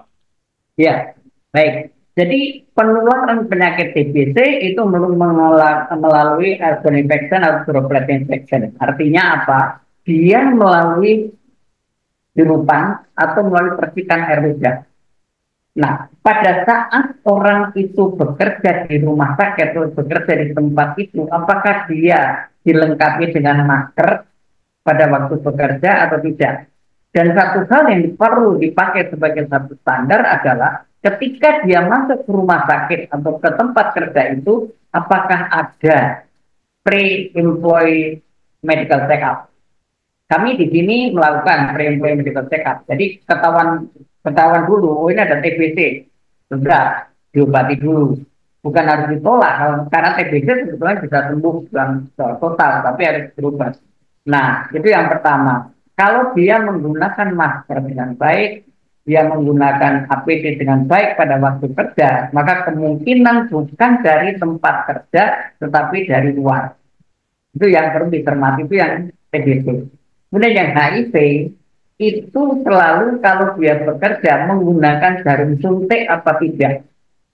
Itu pertama. Kemudian yang kedua, apakah dia pernah tertusuk jarum atau tertusuk pisau atau tertusuk apapun di rumah sakit yang kebetulan barang yang menusuk itu dipakai untuk habis menyuntik orang atau habis. Jadi jarum bekas atau apa bekas begitu kena dia. Nah ini kalau di rumah sakit memang gampang karena apa? Begitu dia tertusuk jarum, maka kita akan coba langsung periksa apakah itu ada penyakit yang seperti apa namanya seperti HIV, HIV atau hepatitis. Kalau pada saat itu tidak ada, maka kemudian setelah 2 bulan atau 3 bulan atau 1,5 bulan dia muncul, ya berarti itu karena ketularan di tempat kerja. Memang agak sulit kalau di tempat kerja bukan rumah sakit, karena apa? Karena tidak bisa terkontrol. Tapi kalau bukan rumah sakit, berarti tidak ada satu bahan yang dapat merupakan penular dari penyakit itu. Oleh karena itu, maka dapat mudah sekali kita melihat. Kalau misalnya di tempat kerja di perusahaan yang bukan rumah sakit misalnya, ada orang kena HIV, pasti dia nggak akan dari tempat kerja, tapi pasti dia dari tempat lain. Kenapa? Karena tidak mungkin orang itu melakukan hubungan seksual di tempat kerja, karena prinsipnya bahwa HIV hanya menular melalui cairan tubuh. Itu bisa melalui hubungan seksual, bisa melalui darah, bisa melalui jarum suntik, bisa melalui sikat gigi, bisa melalui alat bor gigi, bisa titir, dan seterusnya. Jadi semacam itu sebetulnya yang bisa menularkan. Oleh karena itu, maka kalau kita melihat daerah atau tempat kerjanya, kita bisa tahu, oh ini di sini nggak mungkin dia kena dari perusahaan, nggak mungkin ini merupakan akibat kerja. Nah, kalau yang di rumah sakit tadi, itu begitu tertusuk, maka saat itu diperiksa, begitu saat itu diperiksa, maka dia belum akan muncul. Tetapi dia masih belum ada gejala maupun belum ada tanda-tanda penyakit, dan kalau itu sudah ada tanda, berarti dia dari luar. Tapi kalau belum ada tanda, kemudian waktu inkubasinya terpenuhi, baru ada positif, maka dia baru bisa. Jadi kalau kita bekerja seperti itu, maka manajemen tidak akan bisa mengatakan, oh ini bukan dari rumah sakit, oh ini bukan dari perusahaan kok, ini pasti dari luar. Kita bisa melihat dari situ. Begitu Ibu? Jelas? Oke, baik. Seperti itu ya, Ibu Ilmiatus Solihah. Oke, baik. Nah ini pertanyaan lagi nih Pak, menarik dari Bapak dari atas nama Eva Mustafa. Terkait dengan seorang teknisi yang ingin mengganti peralatan listrik nih Pak, di biohazard atau tempat khusus pembuangan bekas darah atau air kotor. Nah, apakah ini harus di training cara pengenanganannya atau harus pakaian khusus nih Pak? Nah, mungkin seperti apa teknisnya Pak? Ya, Mas Akib. jadi tetap edukasi harus diberikan kepada calon yang akan mengerjakan itu. Bahwa apakah bahaya yang akan diterima kalau tanya dia tidak menggunakan APD yang lengkap. Kami selalu memberikan itu kepada teman-teman kami yang ada di cleaning service, yang ada di bagian limbah, itu kami selalu berikan. Jadi itu ada edukasi dan kami ada setiap tahun itu pelatihan untuk mereka. Itu yang pertama. Yang kedua, harus menggunakan APD yang lengkap. Jadi kalau APD tidak lengkap, APD yang tidak khusus untuk itu, maka Bapak atau Ibu, ini Ibu ya, Ibu Mustafa, Eva Mustafa, itu bisa menolak. Jadi K3 boleh menolak pimpinan perusahaan untuk tidak mengerjakan itu kalau APD tidak dilengkapi. Coba Ibu baca di Undang-Undang Nomor 1 Tahun 70, di situ tertera dengan jelas bahwa K3 atau P2 K3 atau karyawan berhak menolak mengerjakan apa yang diperintahkan pimpinan kalau perlengkapan yang diberikan tidak memenuhi standar. Begitu Ibu Eva. Jadi Oke, perlu training dan juga perlu peralatan yang khusus. baik. Oke, Bapak Ibu semuanya, jika ada yang ingin bertanya langsung, silahkan bisa klik raise hand. Nanti kita akan berikan kesempatan untuk bertanya langsung kepada pembicara kita. Ini sudah ada Bapak Timothy Erik Mamahit. Silahkan Pak Timothy, bisa diajukan pertanyaannya, di unmute terlebih dahulu. Ya. Selamat siang, Pak Arif. Selamat siang, Dok. Selamat siang. Dok. Dok, saya mau nanya, Dok, mengenai peralatan hiperkes. Apakah karyawan yang non-medik itu bisa diikut sertakan dalam pelatihan hiperkes? Contohnya misalnya dia bekerja di front office tapi bekerja di sebuah rumah sakit, atau dia bekerja di bagian keuangan, dia bekerja di sebuah rumah sakit. Apakah orang ini bisa diikutkan pelatihan hiperkes atau tidak, Dok? Terima kasih, Dok. Bisa diikutkan? Pelatihan hiperkes, yang pelatihan hiperkes itu, Dok. Oh, iya, bisa Pak. Jadi bisa diikutkan. Oke. Jadi sebetulnya itu bisa siapa saja diikutkan, terutama mereka-mereka yang kalau bisa yang mempunyai posisi-posisi penting, karena di situ orang akan mempunyai potensi untuk memberikan masukan, mempunyai potensi untuk berpikir untuk kemajuan rumah sakit atau kemajuan perusahaannya, dan juga dia berpikir untuk keselamatan seluruh anggota perusahaan itu. Begitu Pak? Oke, berarti boleh ya Pak ya untuk Boleh. diikut sertakan ke Hiperkes. Ya. Selanjutnya Bapak Nurul Iman, silakan pertanyaannya Pak. Bisa di unmute terlebih dahulu. Silakan Pak. Oke, terima kasih atas waktunya. Suara saya terdengar Pak? Iya, silakan Pak. Oke. Ya, ada dua hal yang mau saya tanyakan Pak. Yang pertama, apakah pest control di rumah sakit termasuk tanggung jawab K3RS? Karena bahan yang dipakai itu bahan kimia ya Pak ya untuk pest control ini. Dan jika memang itu atas tanggung jawab dari K3RS, apakah pihak K3RS hanya mengawasi atau K3RS sendiri yang menjalankan? Dan pertanyaan saya yang kedua, untuk aparnya sendiri, apar Pak atau bukan, itu banyak jenisnya kan Pak, tergantung jenis bahan yang terbakar. Sepengetahuan saya Pak ya, ada liquid, ada powder, ada karbon dioksida. Apakah semua jenis itu harus ada di rumah sakit tersebut Pak? Terima kasih Pak. Ya, baik. Terima kasih Pak. Yang pertama pest control. Pest control itu sebetulnya memang masuk di dalam kesling atau kesehatan lingkungan. Jadi itu masuk dalam K3 Pak. Nah, kita bisa pelaksanaannya itu bisa meminta jasa dari luar. Seperti kami biasanya untuk pest control itu kami minta dari luar, tapi di bawah kontrol kami. Jadi misalnya bahan apa yang mereka gunakan, kami sudah harus tahu lebih dulu. Karena apa? Karena kami harus berpikir tentang kalau seandainya kita terpapar dengan bahan itu, apa yang harus kami lakukan?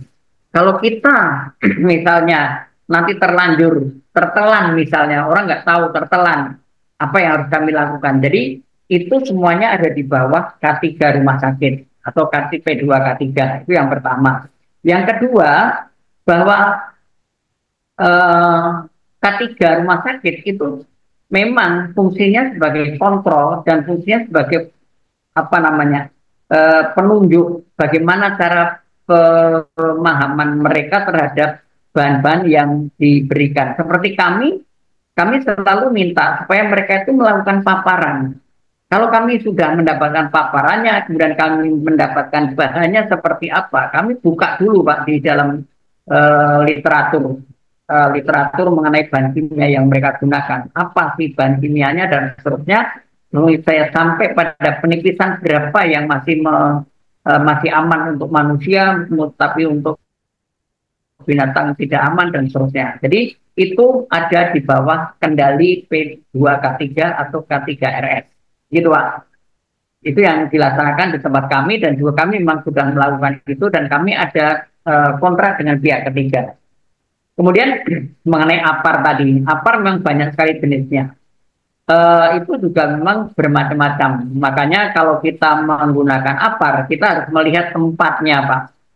Kalau yang misalnya katakan yang kebakaran itu ada di lantai 2, jangan pakai yang serbuk, Pak. Karena kalau pakai serbuk nanti akan berantakan kemana-mana. Jadi pakailah yang liquid atau yang CO2. Dan itu sebetulnya memang ada fungsinya masing-masing. Misalnya kalau air harus pakai yang mana, kemudian untuk listrik harus pakai yang mana, itu sebetulnya ada. Oleh karena itu setiap kami seminggu sekali itu selalu kami berikan informasi kepada teman-teman kami di rumah sakit, terutama itu pada saat briefing pagi. Mereka kami minta untuk latihan. Walaupun tidak nyemprot betul, tetapi kami simulasi. Kalau misalnya yang muncul api dari listrik, apa yang harus dipakai? Yang muncul api dari gas atau bensin, apa yang harus dipakai dan seterusnya. Jadi sebetulnya itu tergantung dari jenis bahannya Pak. Kalau dan juga dari tempatnya. Kalau jenis bahannya itu yang dia harus pakai serbuk, yang tidak bisa pakai gas, ya kita harus pakai serbuk. Jadi nanti ada aturannya Pak di situ. Gitu Pak. Jadi tergantung dari bahan yang terbakar dan juga tergantung dari tempatnya Pak. Kalau tempatnya itu di dalam, ya kita nggak bisa pakai yang gitu. Dan kita juga selalu melatih mereka untuk ada risk. Jadi ada apa namanya risk itu kalau terjadi kebakaran, yang pertama remove, yang memindahkan pasien dan seterusnya.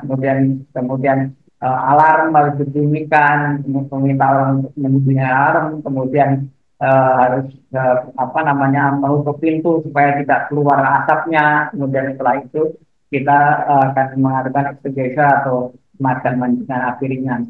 Jadi kita harapkan nanti setiap pagi kalau bisa Bapak, bukan setiap pagi lah, seminggu sekali seperti kami lakukan seminggu sekali, kami selalu briefing, terutama yang kami kita tekankan adalah security. Karena security merupakan satu bagian atau merupakan satu unit yang dia kerja 24 jam. Jadi kapanpun dia ada di rumah sakit dan kapanpun dia harus bekerja. Tapi tidak hanya security, kami latih dan memang kami latihan betul itu setiap tahun 2 kali Pak. Semua menggunakan hidran, menggunakan PAR. Seperti itu Pak. Oke, baik. Seperti itu ya Pak. Mungkin satu pertanyaan lagi nih Pak dari Pak Sulaiman. Silakan Pak Sulaiman. Bisa di-unmute terlebih dahulu. Dan Pak Sulaiman dari mana? Silakan bisa di-unmute Pak Sulaiman. Oke. Kalau tidak ada, kita lanjut ke sesi tanya jawab di Q&A nih Pak. Mungkin satu pertanyaan lagi dari Bapak Nurul Afif terkait di rumah sakit, apakah cukup dengan petugas K3 umum atau harus merekrut lagi yang khusus K3 rumah sakit nih Pak? Nah, apakah sama atau beda? Silahkan Pak. Iya, berbeda Pak. Jadi gini, K3 umum itu dipakai untuk yang umum Pak. Jadi memang di rumah sakit ini ada 2 K3. K3 rumah sakit itu yang berkaitan dengan rumah sakit dengan penyakit-penyakitnya. Tapi K3 umum itu yang berkaitan seperti listrik, kemudian air, kemudian genset, kemudian boiler, dan seterusnya. Jadi memang harus ada. Dan rumah sakit sudah dengan Kemenkesnya, maka dia harus ada K3 rumah sakit. Harus ada. Dan itu dua-duanya harus didaftarkan, harus punya SKP dari Kementerian. Karena dua-duanya harus membuat laporan sebagai pertanggungjawaban apa yang sudah dikerjakan di rumah sakit. Seperti di kami, itu ada K3, ada P2K3, yang ketuanya namanya Bapak Rita, kemudian di satu lagi K3RS, itu yang kebetulan punya sertifikasinya saya. Jadi kami kerjasama, walaupun pekerjaannya sama Pak, tetapi beda namanya. Jadi dua-duanya harus ada di dalam rumah sakit. Begitu Pak, terima kasih. Oke, baik. Terima kasih Pak Dokter Efek Iya, kalau mau Santoso. itu Pak bisa mengirim ke media Tama, ke media ini kan bisa Pak. Wah, Pak siap. beliau. Oke, baik. Terima kasih teman-teman semuanya. Dan mungkin karena waktunya juga terbatas, nanti kita akan adakan kembali materi yang menarik seputar rumah sakit bersama Bapak Dr. Efek Santoso. Dan buat teman-teman semuanya yang sudah bertanya tapi belum dijawab, nanti kita akan adakan kembali ya. Dan silakan teman-teman bisa gabung lagi nanti di webinar bersama Bapak Dr. Santoso. Dan sebelum kita closing, teman-teman semuanya, mari sama-sama kita dengarkan terlebih dahulu closing statement dari pembicara kita kepada Bapak Dr. FX Santoso Sumijo. Dipersilahkan. Ya, baik Bapak dan Ibu sekalian, kita memang harus berpikir tentang kesehatan dan keselamatan kerja bagi karyawan kita, bagi rumah sakit, bagi peralatan dan juga bagi pasien-pasien kita. Oleh karena itu, marilah kita coba kita galakkan K3 rumah sakit maupun P2K3 di perusahaan, kita bisa membuat masukan-masukan kepada pimpinan kita sehingga pimpinan kita tahu atau melek akan K3 ini, karena pada dasarnya biasanya pimpinan itu enggan untuk mengeluarkan dana di dalam penyelenggaraan K3. Dan oleh karena itu saya sarankan kepada Bapak dan Ibu sekalian, maka ketua P2K3 maupun ketua K3S harus orang yang punya nyali, punya kemampuan dan punya potensi untuk mempengaruhi pimpinan kita.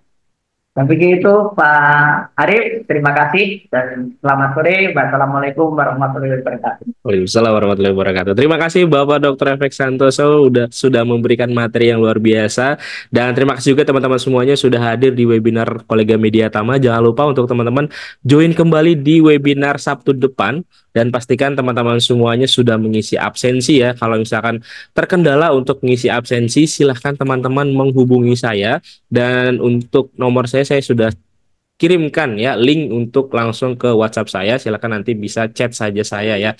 Dan kalau belum isi absensi, silakan teman-teman bisa mengisi absensi.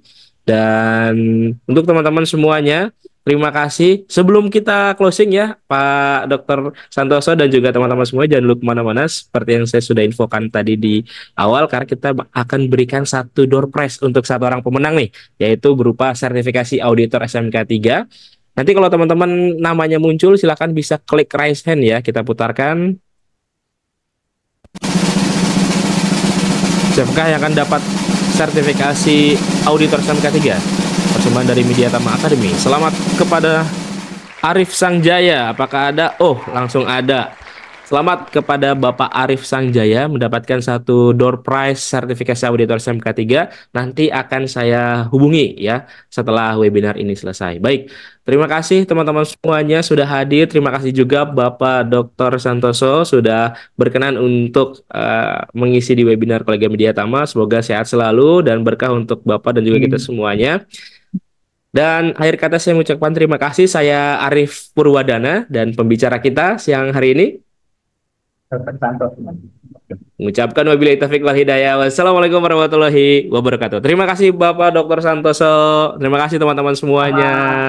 Ya. Terima kasih Bapak dan Ibu sekalian, Pak Arif juga. Sama-sama Pak. Dan selamat berkarya kembali. Selamat sore.